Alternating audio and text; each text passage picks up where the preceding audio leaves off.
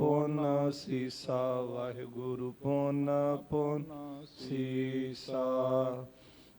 ਬੰਦੋਂ ਬਾਰ ਬਾਰ ਜਗਦੀਸਾ,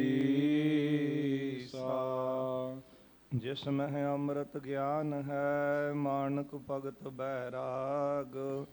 ਸ਼੍ਰੀ ਗੁਰੂ ਗ੍ਰੰਥ ਸਾਹਿਬ ਉਦਦ, ਬੰਦੋ ਕਰ ਅਨੁਰਾਗ। ਸ਼੍ਰੀ ਗੁਰ ਸ਼ਬਦ ਕਮਾਏ ਜਿਨ, ਜੀਤੇ ਪੰਚ ਵਿਕਾਰ। ਤਿਨ ਸੰਤਨ ਕਉ ਬੰਦਨਾ, ਸਿਰ ਚਰਨਨ ਪਰ ਧਾਰ।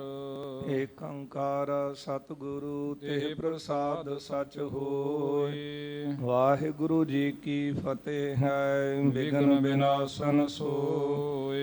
ਏਕ ਓੰਕਾਰ ਸਤਿਗੁਰੂ ਤੇ ਪ੍ਰਸਾਦ ਸਚ ਹੋਇ। ਵਾਹਿਗੁਰੂ ਜੀ ਕੀ ਫਤਿਹ ਹੈ, ਵਿਘਨ ਵਿਨਾਸ਼ਨ ਸੋਇ। ਸਤਨਾਮ ਸ੍ਰੀ ਵਾਹਿਗੁਰੂ ਸਾਹਿਬ ਜੀ। ਸਭ ਵਿਦਿਆ ਕਾਰਨ ਜੋਈ, ਲਗ ਪੜਨ ਗੁਰਮੁਖੀ ਸੋਈ। ਤਨ ਮਾਨੁਖ ਧਾਰਿਓ ਜੈਸੇ, ਨਿਰਬਾਹ ਸਵਾਂਗ ਕਹੋ ਤੈਸੇ।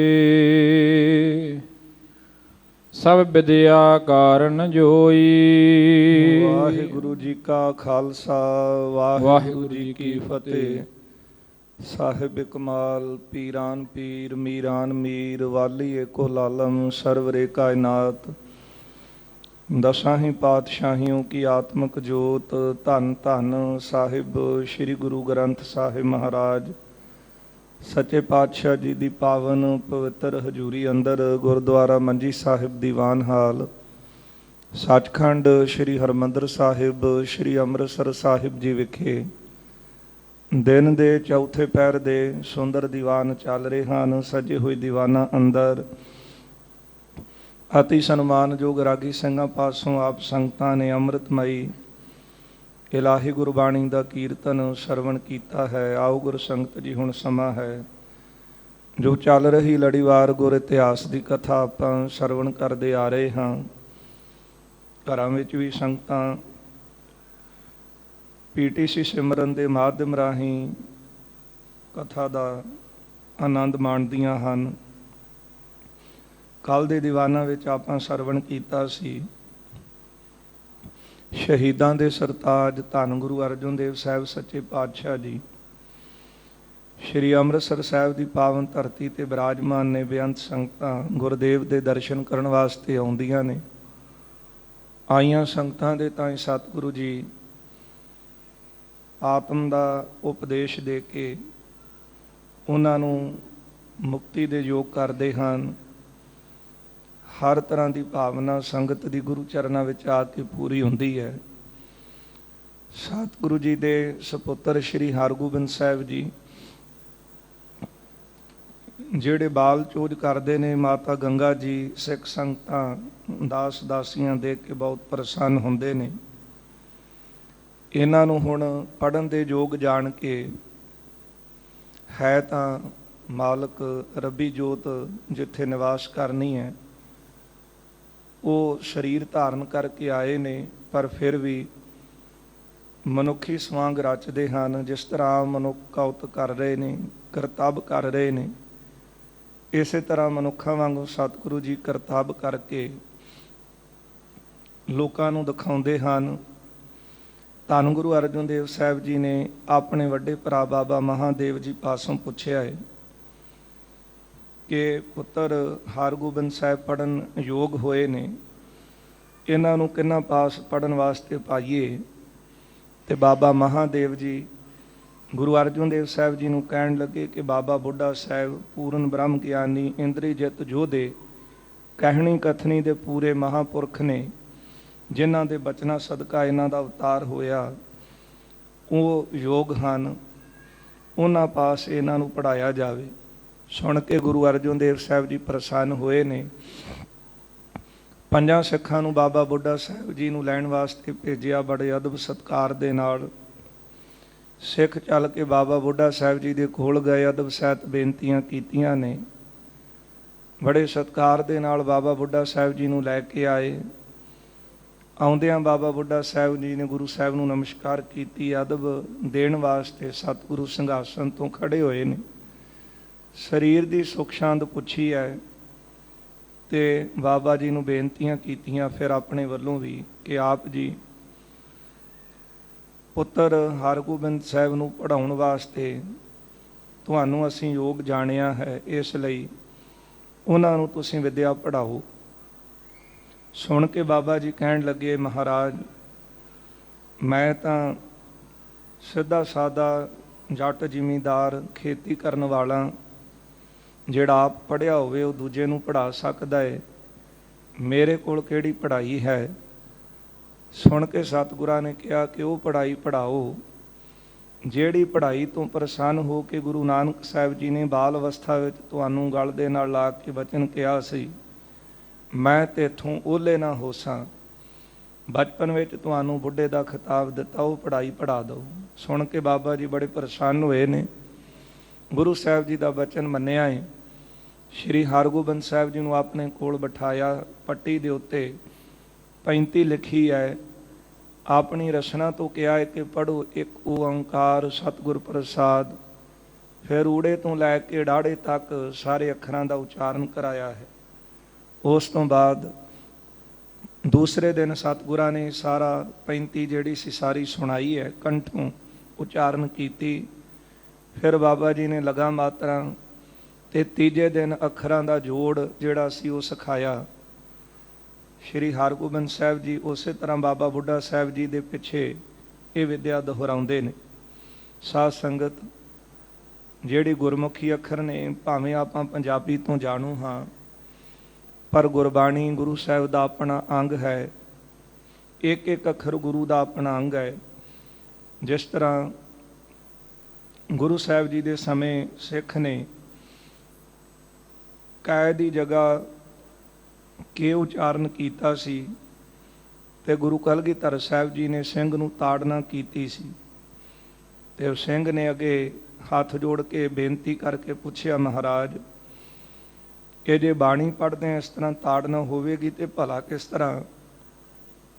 ਤੇ ਗੁਰੂ ਗੋਬਿੰਦ ਸਿੰਘ ਸਾਹਿਬ ਸੱਚੇ ਪਾਤਸ਼ਾਹ ਜੀ ਨੇ ਕਿਹਾ, ਇਹ ਬਾਣੀ ਗੁਰੂ ਦਾ ਆਪਣਾ ਸਰੂਪ ਹੈ।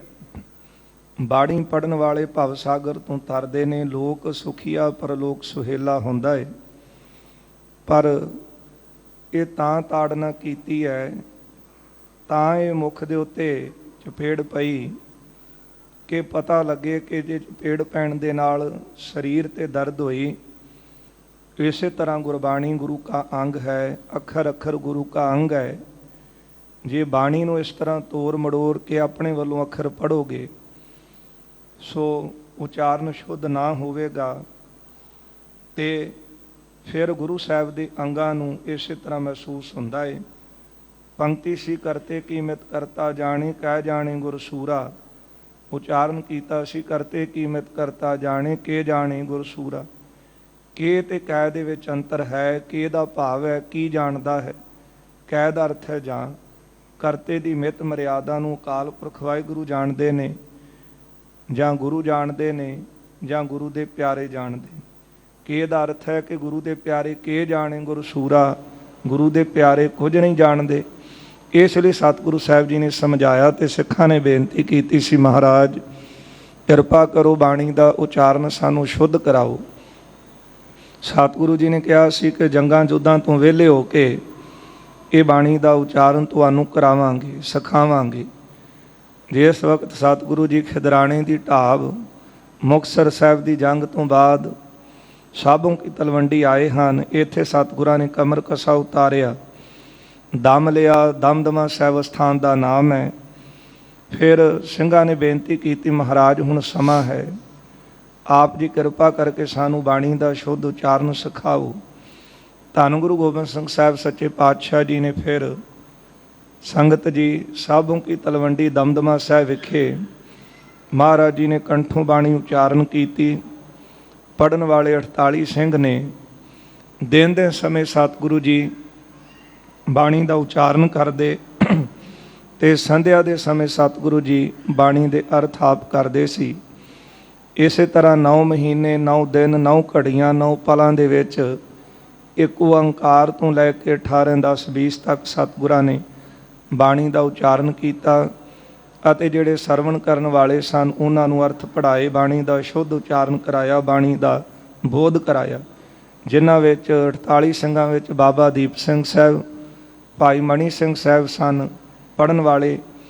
ਤੇ ਇਹਨਾਂ ਦੀ ਫਿਰ ਡਿਊਟੀ ਲਾਈ ਕਿ ਜਿਹੜੇ ਤੁਸੀਂ ਅਰਥ ਪੜ੍ਹੇ ਨੇ, ਜਿਹੜਾ ਉਚਾਰਨ ਤੁਸੀਂ ਆਪ ਸਿੱਖਿਆ ਹੈ, ਇਹ ਅੱਗੇ ਪੰਥ ਦੀ ਸੇਵਾ ਤੁਸੀਂ ਕਰਨੀ ਹੈ।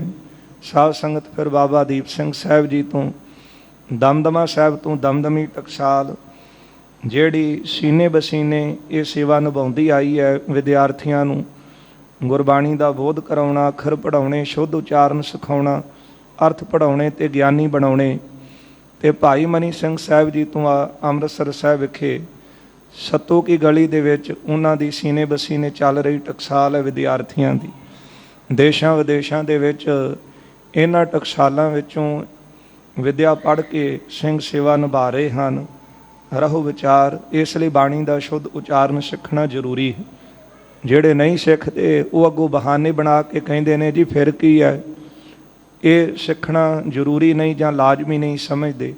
ਪਰ ਜਦੋਂ ਆਪਾਂ ਇਤਿਹਾਸ ਪੜ੍ਹਦੇ ਹਾਂ, ਸ਼੍ਰੀ ਹਰਗੋਬਿੰਦ ਸਾਹਿਬ ਜੀ ਬਾਬਾ ਬੁੱਢਾ ਸਾਹਿਬ ਜੀ ਪਾਸੋਂ ਕਿਸ ਤਰ੍ਹਾਂ ਬੜੇ ਪ੍ਰੇਮ ਦੇ ਨਾਲ ਮੁਹਾਰਨੀ ਪੜ੍ਹ ਰਹੇ ਨੇ, ਕਿਉਂਕਿ ਕੁਝ ਅੱਖਰ ਨੇ ਜਿਨ੍ਹਾਂ ਦਾ ਆਪਣੇ ਆਪ ਉਚਾਰਨ ਕਰਨਾ ਔਖਾ ਹੁੰਦਾ ਹੈ ਵਿਦਵਾਨ ਉਸਤਾਦਾਂ ਤੋਂ ਬਿਨਾਂ। ਸੋ ਗੁਰੂ ਹਰਗੋਬਿੰਦ ਸਾਹਿਬ ਤਾਂ ਸਮਰੱਥ ਸਤਿਗੁਰੂ ਨੇ, ਪਰ ਇਹ ਸਿੱਖਿਆ ਮਹਾਰਾਜ ਨੇ ਸਾਨੂੰ ਦਿੱਤੀ ਸੀ ਕਿ ਬਾਣੀ ਗੁਰੂ ਦਾ ਆਪਣਾ ਸਰੂਪ ਹੈ। ਬਾਣੀ ਦਾ ਅਦਬ ਤੇ ਸਤਿਕਾਰ ਰੱਖਣਾ ਇਹ ਸਿੱਖ ਦਾ ਫਰਜ਼ ਹੈ। ਸਾਧ ਸੰਗਤ ਜੀ, ਗੁਰੂ ਹਰਿ ਸਾਹਿਬ ਜੀ ਨੇ ਬਾਣੀ ਦਾ ਇੰਨਾ ਅਦਬ ਰੱਖਿਆ ਕਿ ਮਹਾਰਾਜ ਜੀ ਦਾ ਗੋਡਾ ਜਿਹੜਾ ਸੀ ਉਹ ਪਲੰਗ ਦੇ ਪਾਵੇ ਨਾਲ ਵੱਜਾ ਤੇ ਖੂਨ ਸਿਮਣ ਲੱਗਾ। ਤੇ ਗੁਰੂ ਸਾਹਿਬ ਨੇ ਫਿਰ ਬਚਨ ਕੀਤੇ ਸਨ, ਆਪਾਂ ਗੁਰ ਇਤਿਹਾਸ ਵਿੱਚ ਸਰਵਣ ਕਰਦੇ ਹਾਂ, ਜੋ ਸਿੱਖ ਅਦਬ ਬਾਣੀ ਕੋ ਕਰੈ ਬਿਨ ਪ੍ਰਯਾਸ ਭਵ ਸਾਗਰ ਤਰੈ। ਜਿਹੜਾ ਬਾਣੀ ਦਾ ਅਦਬ ਰੱਖੇਗਾ, ਸਤਿਕਾਰ ਕਰੇਗਾ, ਉਹ ਬਹੁਤਾ ਅਭਿਆਸ ਦੀ ਲੋੜ ਨਹੀਂ, ਸੰਸਾਰ ਸਾਗਰ ਤੋਂ ਤਰ ਜਾਵੇਗਾ। ਅਗਲਾ ਬਚਨ ਗੁਰਦੇਵ ਨੇ ਕੀਤਾ, ਜਿਨ ਪੈ ਅਦਬ ਨਾ ਬਾਣੀ ਧਾਰਾ ਜਾਨੋ ਸੋ ਸਿੱਖ ਨਾਹੀਂ ਹਮਾਰਾ।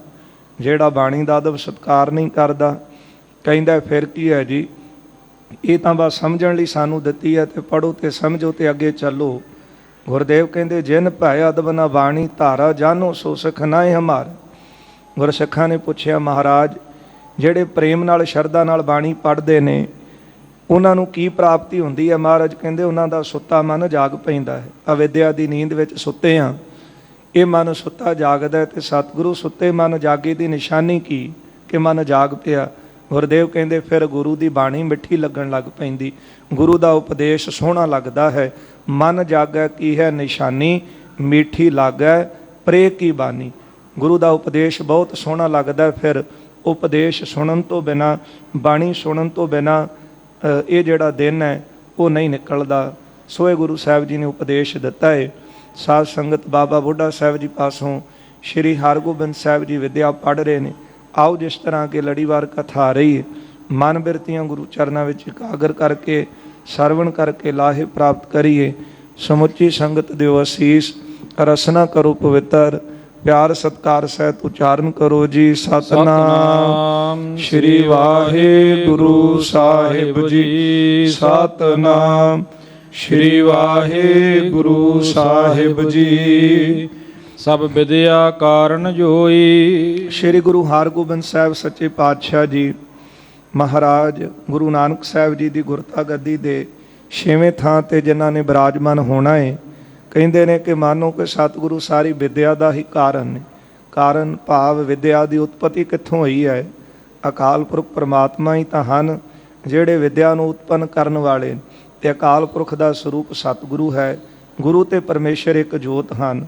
ਫਿਰ ਸਾਰੀ ਵਿਦਿਆ ਦੇ ਕਾਰਨ ਵੀ ਆਪ ਨੇ, ਵਿਦਿਆ ਦੇ ਰਚੇਤਾ ਵੀ ਆਪ ਨੇ, ਵਿਦਿਆ ਨੂੰ ਰਚਣ ਵਾਲੇ ਵੀ ਆਪ ਨੇ, ਪਰ ਆਪ ਸਤਿਗੁਰੂ ਜੀ ਲਗ ਪੜਨ ਗੁਰਮੁਖੀ ਸੋਈ। ਇਹ ਵਿਦਿਆ ਜਿਹੜੀ ਹੈ ਪੜ੍ਹਨ ਲੱਗੇ ਹਨ, ਇਹ ਮਨੁੱਖਾ ਤਨ ਧਾਰਿਆ ਹੈ। ਤੇ ਜਿਸ ਤਰ੍ਹਾਂ ਸੰਸਾਰ ਦੇ ਵਿੱਚ ਮਨੁੱਖ ਕਾਰਜ ਕਰਦੇ ਨੇ, ਇਉਂ ਗੁਰਦੇਵ ਮਨੁੱਖਾ ਤਨ ਧਾਰ ਕੇ ਇਹ ਚੋਜ ਹੀ ਕਰ ਰਹੇ ਨੇ ਦਿਖਾਉਣ ਵਾਸਤੇ। ਹੈ ਤਾਂ ਮਹਾਰਾਜ ਸਮਰੱਥ ਸਤਿਗੁਰੂ ਆਪ ਕਰਨ ਕਾਰਨ ਹਨ, ਪਰ ਬਾਬਾ ਬੁੱਢਾ ਸਾਹਿਬ ਜੀ ਨੂੰ ਵੀ ਇੰਨਾ ਮਾਣ ਸਤਿਕਾਰ ਦਿੱਤਾ ਹੈ, ਇਹ ਸਮਝਾਇਆ ਹੈ ਕਿ ਉਸਤਾਦ ਕੈਸਾ ਹੋਵੇ, ਜੀਵਨ ਵਾਲਾ, ਕਮਾਈ ਵਾਲਾ। ਬਾਬਾ ਬੁੱਢਾ ਸਾਹਿਬ ਜੀ ਮਹਾਂਪੁਰਖ ਹਨ ਤੇ ਇਹਨਾਂ ਪਾਸੋਂ ਆਪ ਜੀ ਨੇ ਗੁਰਮੁਖੀ ਅੱਖਰ ਪੜ੍ਹੇ ਹਨ।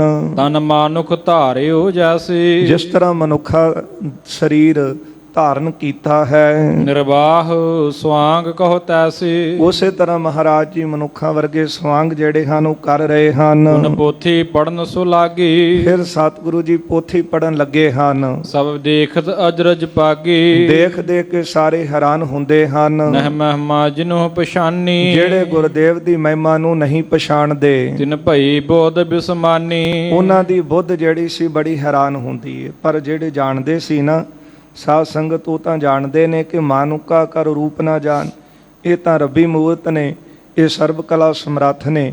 ਇਹ ਜੋ ਕੁਝ ਕਰ ਰਹੇ ਹਨ ਇਹ ਤਾਂ ਕੇਵਲ ਦਿਖਾਣ ਵਾਸਤੇ ਪੜ੍ਹ ਰਹੇ ਨੇ, ਇਹ ਤਾਂ ਆਪ ਗਿਆਨੀ ਨੇ। ਜਿਸ ਤਰ੍ਹਾਂ ਗੁਰੂ ਨਾਨਕ ਸਾਹਿਬ ਜੀ ਪਿਤਾ ਬਾਬਾ ਕਲਿਆਣ ਚੰਦ ਜੀ ਦਾ ਵਚਨ ਮੰਨ ਕੇ ਤੇ ਜਿਹੜਾ ਪਾਂਧਾ ਸੀ ਗੋਪਾਲ ਪਾਂਧਾ, ਉਹਦੇ ਕੋਲ ਪੜ੍ਹਨ ਵਾਸਤੇ ਬੈਠ ਤਾਂ ਗਏ, ਇਹ ਕੇਵਲ ਦਿਖਾਇਆ ਸੀ। ਇੱਕ ਤਾਂ ਪਿਤਾ ਦਾ ਅਦਬ ਰੱਖਿਆ ਤੇ ਦੂਜਾ ਗੁਰੂ ਨਾਨਕ ਸਾਹਿਬ ਜੀ ਨੇ ਦਿਖਾਇਆ ਕਿ ਜਿਹੜਾ ਮਨੁੱਖਾ ਦੇ ਧਾਰਨ ਕਰਕੇ ਆਏ ਨੇ ਕੇਵਲ ਚੋਜ ਹੀ ਰਚਿਆ ਸੀ। ਪਹਿਲੇ ਦਿਨ ਜਿਹੜਾ ਗੋਪਾਲ ਪਾਂਧਾ ਸੀ ਜੋ ਅੱਖਰ ਪੜ੍ਹਾਏ, ਦੂਜੇ ਦਿਨ ਸਾਰੇ ਸੁਣਾ ਦਿੱਤੇ। ਗੋਪਾਲ ਪਾਂਧੇ ਦੀ ਬੁੱਧੀ ਵੀ ਦੰਗ ਰਹਿ ਗਈ, ਪਰ ਸੋਚਦਾ ਸੀ ਹੋ ਸਕਦਾ ਕਈ ਬਾਲਕ ਐਸੇ ਹੁੰਦੇ ਨੇ ਕਿ ਜਿਨ੍ਹਾਂ ਨੂੰ ਥੋੜ੍ਹਾ ਜਿਹਾ ਪੜ੍ਹਾਓ ਤੇ ਬਹੁਤਾ ਪੜ੍ਹ ਜਾਂਦੇ ਨੇ, ਉਹ ਇਸ ਤਰ੍ਹਾਂ ਸਮਝਣ ਲੱਗਾ। ਪਰ ਜਦੋਂ ਗੁਰੂ ਸਾਹਿਬ ਜੀ ਨੇ ਕੁਝ ਐਸੇ ਸਵਾਲ ਉਹਦੇ ਅੱਗੇ ਰੱਖ ਦਿੱਤੇ, ਉਹਨੂੰ ਅਰਥ ਨਹੀਂ ਸੀ ਆਏ, ਤੇ ਮਹਾਰਾਜ ਜੀ ਨੇ ਕੱਲੇ ਕੱਲੇ ਅੱਖਰ ਦਾ ਅਰਥ ਕੀਤਾ। ਫਿਰ ਉਪਦੇਸ਼ ਦਿੱਤਾ ਸੀ, ਜਾਲ ਮੋਹ ਘਸ ਮਸ ਕਰ ਮਤ ਕਾਗਦ ਕਰ ਸਾਰ, ਭਾਉ ਕਲਮ ਕਰ ਚਿੱਤ ਲਿਖਾਰੀ, ਗੁਰ ਪੁੱਛ ਲਿਖ ਵਿਚਾਰ। ਫਿਰ ਚਰਨਾਂ ਤੇ ਢਹਿ ਪਿਆ, ਨਮਸਕਾਰਾਂ ਕਰਨ ਲੱਗਾ। ਬਾਬਾ ਕਲਿਆਣ ਚੰਦ ਜੀ ਆਏ, ਪੁੱਛਦੇ, ਪਾਂਧਾ ਜੀ ਅੱਜ ਨਾਨਕ ਜੀ ਪੜ੍ਹੇ ਹਨ? ਕਹਿਣ ਲੱਗਾ, ਬਿਨਾਂ ਪੜ੍ਹਾਏ ਪੜ੍ਹ ਰਹੇ ਅਵਰ ਪੜ੍ਹਾਵਨਹਾਰ। ਇਹ ਤਾਂ ਦੂਜਿਆਂ ਨੂੰ ਪੜ੍ਹਾਉਣ ਵਾਸਤੇ ਆਏ ਨੇ, ਇਹਨੂੰ ਪੜ੍ਹਨੇ ਕੇ ਪਰੋ ਨਾ ਖਿਆਲਾ, ਇਹ ਕਰਤਾ ਜੋ ਵਿਦਿਆ ਜਾਲਾ। ਜਿਹੜੀ ਤਮਾਮ ਵਿਦਿਆ ਹੈ ਨਾ ਉਹਨੂੰ ਰਚਣ ਵਾਲੇ ਹਨ।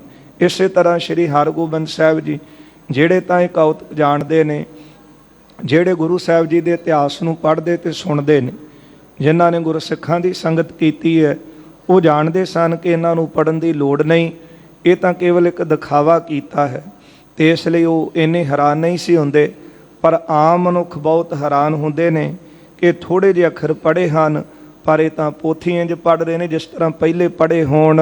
ਕੁਛ ਦੇਰ ਨਾ ਲਾਗੀ ਐਸੀ, ਇਹਨਾਂ ਨੂੰ ਪੜ੍ਹਨ ਦੇ ਵਿੱਚ ਕੁਝ ਦੇਰ ਨਹੀਂ ਲੱਗੀ। ਜਨ ਪੜ੍ਹੇ ਪ੍ਰਥਮ ਪੜ੍ਹ ਤੈਸੀ, ਇੰਝ ਪੋਥੀ ਪੜ੍ਹ ਰਹੇ ਨੇ ਜਿਸ ਤਰ੍ਹਾਂ ਪਹਿਲਾਂ ਹੀ ਪੜ੍ਹੇ ਹੋਣ। ਸਾਧ ਸੰਗਤ ਇਸੇ ਤਰ੍ਹਾਂ ਇਹ ਹੈ ਕਿ ਪੂਰਬਲੀ ਵਿਦਿਆ ਵੀ ਜਿਹੜੀ ਹੈ ਉਹ ਨਾਲ ਕੰਮ ਕਰਦੀ ਹੈ। ਉਹ ਕਿਸ ਤਰ੍ਹਾਂ, ਕਈ ਵਾਰੀ ਬਹੁਤ ਮਿਹਨਤ ਕਰਨ ਦੇ ਬਾਵਜੂਦ ਵੀ ਉਹ ਅੱਖਰ ਨਹੀਂ ਚੱਲਦੇ, ਪਰ ਕਈ ਵਿਦਿਆਰਥੀ ਐਸੇ ਨੇ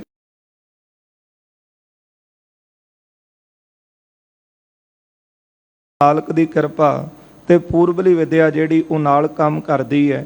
ਸੋ ਕਈ ਦੇਖ ਕੇ ਹੈਰਾਨ ਹੁੰਦੇ ਨੇ ਕਿ ਇਸ ਤਰ੍ਹਾਂ ਪੜ੍ਹ ਰਹੇ ਨੇ ਕਿ ਜਿਸ ਤਰ੍ਹਾਂ ਪਹਿਲਾਂ ਹੀ ਸਾਰਾ ਕੁਝ ਪੜ੍ਹੇ ਹੋਣ। ਸ੍ਰੀ ਅਰਜਨ ਸੁਣਤੇ ਆਨੰਦੀ, ਧੰਨ ਗੁਰੂ ਅਰਜਨ ਦੇਵ ਸਾਹਿਬ ਜੀ ਸੁਣ ਕੇ ਬੜੇ ਪ੍ਰਸੰਨ ਹੋ ਰਹੇ ਨੇ। ਸੁਤਵਾਚਕ ਭਇਓ ਬਿਲੰਦੀ, ਆਪਣੇ ਪੁੱਤਰ ਨੂੰ ਪੋਥੀ ਪੜ੍ਹਦਿਆਂ ਨੂੰ ਦੇਖ ਕੇ, ਜੋ ਲੇਕਰ ਹਾਥ ਪੜਾਵੈ, ਜੋ ਵੀ ਲੈ ਕੇ ਆਪਣੇ ਹੱਥ ਵਿੱਚ ਗ੍ਰੰਥ ਕੋਈ ਪੋਥੀ ਪੜ੍ਹਾਉਂਦੇ ਸਨ, ਤਤਕਾਲ ਸੁਬਾਚ ਸੁਣਾਵੈ, ਛੇਤੀ ਨਾਲ ਸ਼੍ਰੀ ਹਰਗੋਬਿੰਦ ਸਾਹਿਬ ਜੀ ਉਹ ਪੋਥੀ ਪੜ੍ਹ ਕੇ ਸੁਣਾ ਦਿੰਦੇ ਸੀ। ਹੁਣ ਬਹੁਤ ਪ੍ਰਸ਼ਾਦ ਮੰਗਾਇਓ, ਫਿਰ ਸਤਿਗੁਰੂ ਜੀ ਨੇ ਬਹੁਤਾ ਪ੍ਰਸ਼ਾਦ ਮੰਗਵਾਇਆ। ਸਭ ਬੁੱਢੇ ਅਗਰ ਰਖਾਇਓ, ਸਾਰਾ ਪ੍ਰਸ਼ਾਦ ਬਾਬਾ ਬੁੱਢਾ ਸਾਹਿਬ ਜੀ ਦੇ ਅੱਗੇ ਰੱਖਿਆ। ਹਰਗੋਬਿੰਦ ਪਦ ਪਰ ਡਾਰਾ, ਤੇ ਸ਼੍ਰੀ ਹਰਗੋਬਿੰਦ ਸਾਹਿਬ ਜੀ ਨੂੰ ਬਾਬਾ ਬੁੱਢਾ ਸਾਹਿਬ ਜੀ ਦੇ ਪੈਰੀਂ ਪਾਇਆ। ਇਹਨਾਂ ਅਦਬ ਸਤਿਗੁਰੂ ਆਪ ਵੀ ਕਰਦੇ ਤੇ ਸ਼੍ਰੀ ਹਰਗੋਬਿੰਦ ਸਾਹਿਬ ਸਤਿਗੁਰਾਂ ਦੇ ਸੁਪੁੱਤਰ ਨੇ, ਤੇ ਬਾਬਾ ਬੁੱਢਾ ਸਾਹਿਬ ਜੀ ਦੇ ਪੈਰੀਂ ਪਾਇਆ, ਬਾਬਾ ਜੀ ਦਾ ਮਾਣ ਰੱਖਿਆ। ਇੱਕ ਬਾਬਾ ਬੁੱਢਾ ਸਾਹਿਬ ਬ੍ਰਹਮ ਗਿਆਨੀ ਨੇ, ਕਮਾਈ ਵਾਲੇ ਨੇ। ਫਿਰ ਬਾਬਾ ਬੁੱਢਾ ਸਾਹਿਬ ਜੀ ਦੇ ਬਚਨਾਂ ਸਦਕਾ ਇਹਨਾਂ ਦਾ ਅਵਤਾਰ ਹੋਇਆ। ਫਿਰ ਬਾਬਾ ਬੁੱਢਾ ਸਾਹਿਬ ਇਹਨਾਂ ਦੇ ਉਸਤਾਦ ਵੀ ਨੇ, ਵਿਦਿਆ ਪੜ੍ਹਾਉਣ ਵਾਲੇ। ਤੇ ਜਿਹੜਾ ਵਿਦਿਆ ਪੜ੍ਹਾਉਣ ਵਾਲਾ ਹੋਵੇ, ਗੁਰੂ ਹੋਵੇ, ਉਹਦਾ ਅਦਬ ਸਤਿਕਾਰ ਜਿਹੜਾ ਹੈ ਉਹ ਇਸ ਤਰ੍ਹਾਂ ਬਣਦਾ ਹੈ। ਪੁਰਾਣੇ ਸਮੇਂ ਦੇ ਵਿੱਚ ਬਹੁਤ ਅਦਬ ਤੇ ਸਤਿਕਾਰ ਰੱਖਿਆ ਜਾਂਦਾ ਪੜ੍ਹਾਉਣ ਵਾਲੇ ਦਾ। ਆਪਾਂ ਸੁਣਦੇ ਹੀ ਆਏ ਹਾਂ ਕਿ ਕਿਸ ਤਰ੍ਹਾਂ ਕਿ ਜੇ ਪ੍ਰੀਖਿਆ ਵੀ ਗੁਰੂ ਲੈਂਦਾ ਤੇ ਉਸ ਪ੍ਰੀਖਿਆ ਵਿੱਚੋਂ ਵਿਦਿਆਰਥੀ ਪਾਸ ਹੁੰਦੇ ਸੀ। ਕਿਸੇ ਤਰ੍ਹਾਂ ਦੀ ਵੀ ਪ੍ਰੀਖਿਆ ਲੈ ਲੈਣ, ਪਰ ਅੱਜ ਦਾ ਸਮਾਂ ਐਸਾ ਹੈ ਕਿ ਪੜ੍ਹਾਉਣ ਵਾਲੇ ਦਾ ਵੀ ਅਦਬ ਇੰਨਾ ਨਹੀਂ ਰਹਿ ਗਿਆ, ਤੇ ਫਿਰ ਪੜ੍ਹਾਉਣ ਵਾਲੇ ਵੀ ਉਹ ਭਾਵਨਾ ਘੱਟ ਰੱਖਦੇ ਹੋਣਗੇ, ਪਰ ਜਿਹੜਾ ਵਿੱਦਿਆ ਪੜ੍ਹਾਉਣ ਵਾਲਾ ਹੈ ਉਹਦਾ ਅਦਬ ਤੇ ਸਤਿਕਾਰ ਰੱਖਣਾ ਜਿਹੜਾ ਉਹ ਚਾਹੀਦਾ ਹੈ। ਇੱਕ ਸਾਰ ਕਿਤਾਵਲੀ ਦੇ ਗ੍ਰੰਥ ਦੇ ਕਰਤਾ ਪੰਡਿਤ ਹਰਦਿਆਲ ਜੀ ਨੇ ਬਚਨ ਲਿਖੇ ਨੇ। ਉਹ ਲਿਖਦੇ ਹਨ ਆਪਣੀ ਭਾਵਨਾ ਅਨੁਸਾਰ ਕਿ ਏਕ ਆਖਰ ਦਾਤਾ ਜੋ ਗੁਰ ਜੋ ਸੇਵੈ ਨੈ ਤਾਸ ਪਾਏ ਜਨਮ ਸੌ ਸਵਾਨ ਕੇ ਬਹੁਰ ਸਵਪਚ ਕਰਵਾਸ। ਇਹ ਪੰਡਿਤ ਹਰਦਿਆਲ ਜੀ ਨੇ ਆਪਣੀ ਭਾਵਨਾ ਪ੍ਰਗਟ ਕੀਤੀ। ਹੋ ਸਕਦਾ ਕਿ ਉਹਨਾਂ ਦੇ ਮਨ ਵਿੱਚ ਆਪਣੇ ਵਿੱਦਿਆ ਗੁਰੂ ਦਾ ਇੰਨਾ ਅਦਬ ਹੋਵੇ। ਉਹ ਲਿਖਦੇ ਨੇ ਇੱਕ ਅੱਖਰ ਦਾਤਾ ਜੋ ਗੁਰ, ਕਿ ਇੱਕ ਅੱਖਰ ਵੀ ਜਿਹੜਾ ਪੜ੍ਹਾਉਣ ਵਾਲਾ ਗੁਰੂ ਹੋਵੇ, ਜਿਹਦੇ ਕੋਲੋਂ ਅੱਖਰ ਸਿੱਖਿਆ ਹੋਵੇ ਵਿੱਦਿਆ ਦਾ, ਪੜ੍ਹਾਈ ਦਾ, ਜੋ ਸੇਵੈ ਨੈ ਤਾਸ, ਜੋ ਉਹਦੀ ਸੇਵਾ ਭਾਵਨਾ ਰੱਖ ਕੇ ਨਹੀਂ ਕਰਦਾ। ਸੇਵਾ ਤੋਂ ਭਾਵ ਇਹ ਵੀ ਹੁੰਦਾ ਹੈ ਕਿ ਉਹਦਾ ਅਦਬ ਤੇ ਸਤਿਕਾਰ ਰੱਖਣਾ ਆਪਣੇ ਮਨ ਵਿੱਚ। ਪਾਏ ਜਨਮ ਸੌ ਸਵਾਨ ਕੇ, ਉਹ ਲਿਖਦੇ ਹਨ ਕਿ ਕੂਕਰਾਂ ਦੇ ਫਿਰ ਜਨਮ ਉਸ ਦੇ ਹੁੰਦੇ ਨੇ, ਕਿਉਂਕਿ ਉਹ ਕੀਤੇ ਨੂੰ ਭੁਲਾ ਦਿੰਦੇ ਨੇ, ਅਕਿਰਤ ਕਰਨ ਬਣ ਜਾਂਦੇ ਨੇ। ਬਾਹੁਰ ਸਵਪਚ ਕਰਵਾਸ, ਫਿਰ ਚੰਡਾਲਾਂ ਕਰ ਜਨਮ ਪਾਉਂਦੇ ਨੇ। ਇਹ ਹਰਦਿਆਲ ਜੀ ਦੇ ਬੋਲ ਹਨ। ਪਰ ਅਦਬ ਸਤਿਕਾਰ ਜਿਹੜਾ ਉਹ ਗੁਰੂ ਦਾ ਰੱਖਣਾ ਚਾਹੀਦਾ ਹੈ। ਸ਼੍ਰੀ ਹਰਗੋਬਿੰਦ ਸਾਹਿਬ ਜੀ ਨੂੰ ਗੁਰੂ ਅਰਜਨ ਦੇਵ ਸਾਹਿਬ ਜੀ ਨੇ ਬਾਬਾ ਬੁੱਢਾ ਸਾਹਿਬ ਜੀ ਦੇ ਪੈਰੀਂ ਪਾਇਆ ਹੈ। ਗੁਰ ਕੀਨਸ ਬੁੱਧ ਉਦਾਰਾ, ਅਤੇ ਗੁਰੂ ਸਾਹਿਬ ਜੀ ਨੇ ਵੱਡੀ ਉੱਤਮ ਮੱਤ ਜਿਹੜੀ ਬਖਸ਼ੀ ਹੈ। ਵਿੱਦਿਆ ਗੁਰੂ ਦਾ ਸਤਿਕਾਰ ਜਿਹੜਾ ਕਰਦਾ ਹੈ, ਉਹ ਜਿਹੜਾ ਗੁਰੂ ਹੁੰਦਾ ਹੈ ਵਿੱਦਿਆ ਪੜ੍ਹਾਉਣ ਵਾਲਾ, ਉਹਦਾ ਮਨ ਵੈਸੇ ਵੀ ਵਿਦਿਆਰਥੀ ਤੇ ਪਸੀਜਦਾ ਹੈ। ਇੱਕ ਤਾਂ ਉਹਦੀ ਡਿਊਟੀ ਹੁੰਦੀ ਹੈ ਜਿਹੜਾ ਸਤਿਕਾਰ ਵੱਧ ਕਰੇ, ਅਦਬ ਰੱਖੇ ਗੁਰੂ ਦਾ, ਫਿਰ ਉਹ ਗੁਰੂ ਵੀ ਸੋਚਦਾ ਹੈ ਕਿ ਮੈਨੂੰ ਆਪਣੇ ਕੋਲੋਂ ਵੱਧ ਤੋਂ ਵੱਧ ਖਜ਼ਾਨਾ ਦੇਵਾਂ, ਕਿਉਂਕਿ ਇਹ ਮੇਰਾ ਅਦਬ ਤੇ ਸਤਿਕਾਰ ਰੱਖਦਾ ਹੈ। ਪਰ ਅੱਜ ਕੱਲ੍ਹ ਕਈ ਵਾਰੀ ਦੇਖੀਦਾ ਹੈ ਕਿ ਸਤਿਕਾਰ ਕੀ ਰੱਖਣਾ, ਬਰਾਬਰ ਖਲੋ ਕੇ ਜਿਹੜਾ ਵਿੱਦਿਆ ਪੜ੍ਹਾਉਣ ਵਾਲਾ ਹੈ ਉਹਦੇ ਨਾਲ ਜ਼ਬਾਨ ਲੜਾਉਣੀ ਤਾਂ ਵੱਖਰੀ ਗੱਲ ਰਹੀ, ਉਹਦੇ 'ਤੇ ਕਈ ਹੱਥ ਚੁੱਕਣ ਨੂੰ ਵੀ ਤਿਆਰ ਹੋ ਜਾਂਦੇ ਨੇ, ਜੋ ਬਹੁਤ ਮਾੜੀ ਗੱਲ ਹੈ। ਸ਼੍ਰੀ ਗੁਰੂ ਹਰਗੋਬਿੰਦ ਸਾਹਿਬ ਜੀ ਨੂੰ ਪੈਰੀਂ ਪਾ ਕੇ ਬਾਬਾ ਬੁੱਢਾ ਸਾਹਿਬ ਜੀ ਦੇ ਤੇ ਫਿਰ ਵੱਡੀ ਮੱਤ ਦੀ ਜਿਹੜੀ ਸੀ ਉਹ ਦਾਤ ਦਿੱਤੀ ਹੈ। ਸਭ ਵਿਦਿਆ ਹਿਰਦੈ ਬਸਾਈ, ਸਾਰੀ ਵਿੱਦਿਆ ਜਿਹੜੀ ਸੀ ਉਹ ਹਿਰਦੇ 'ਚ ਸਤਿਗੁਰਾਂ ਦੇ ਵਸਾ ਦਿੱਤੀ। ਬੇਨਮਰਤ ਸੇ ਅਗਵਾਈ, ਬਹੁਤ ਸਨਿਮਰ ਹੋ ਕਰਕੇ ਸ਼੍ਰੀ ਹਰਗੋਬਿੰਦ ਸਾਹਿਬ ਜੀ ਬਾਬਾ ਬੁੱਢਾ ਸਾਹਿਬ ਜੀ ਦੇ ਅੱਗੇ ਨਿਭ ਗਏ। ਸਭ ਸੰਗਤ ਮਹਿ ਵਰਤਾਵਾ, ਤੇ ਉਹ ਪ੍ਰਸ਼ਾਦ ਜਿਹੜਾ ਸੀ ਸਾਰੀ ਸੰਗਤ ਵਿੱਚ ਫਿਰ ਵਰਤਾ ਦਿੱਤਾ। ਭਗਵਾਨ ਮਹਾ ਮਨ ਭਾਵਾ, ਮਨ ਭਾਉਂਦੇ ਪਕਵਾਨ ਜਿਹੜੇ ਉਹ ਛਕੇ ਹਨ। ਸ੍ਰੀ ਅਰਜਨ ਪੁਨ ਧਨ ਦੀਨਾ ਲੀਨਾ, ਧੰਨ ਗੁਰੂ ਅਰਜਨ ਦੇਵ ਸਾਹਿਬ ਜੀ ਨੇ ਆਪਣੇ ਹੱਥ ਵਿੱਚ ਧਨ ਲਿਆ। ਗਣ ਦੀਨਨ ਦਾਨ ਸੋ ਦੀਨਾ, ਜਿਹੜੇ ਲੋੜਵੰਦ ਸਨ ਉਹਨਾਂ ਦੇ ਵਿੱਚ ਉਹ ਧਨ ਵਰਤਾ ਦਿੱਤਾ। ਉਤਸ਼ਾਹ ਕੀਨ ਤਿਸ ਕਾਲਾ, ਉਸ ਸਮੇਂ ਸਤਿਗੁਰੂ ਜੀ ਨੇ ਉਤਸ਼ਾਹ ਕੀਤਾ ਹੈ।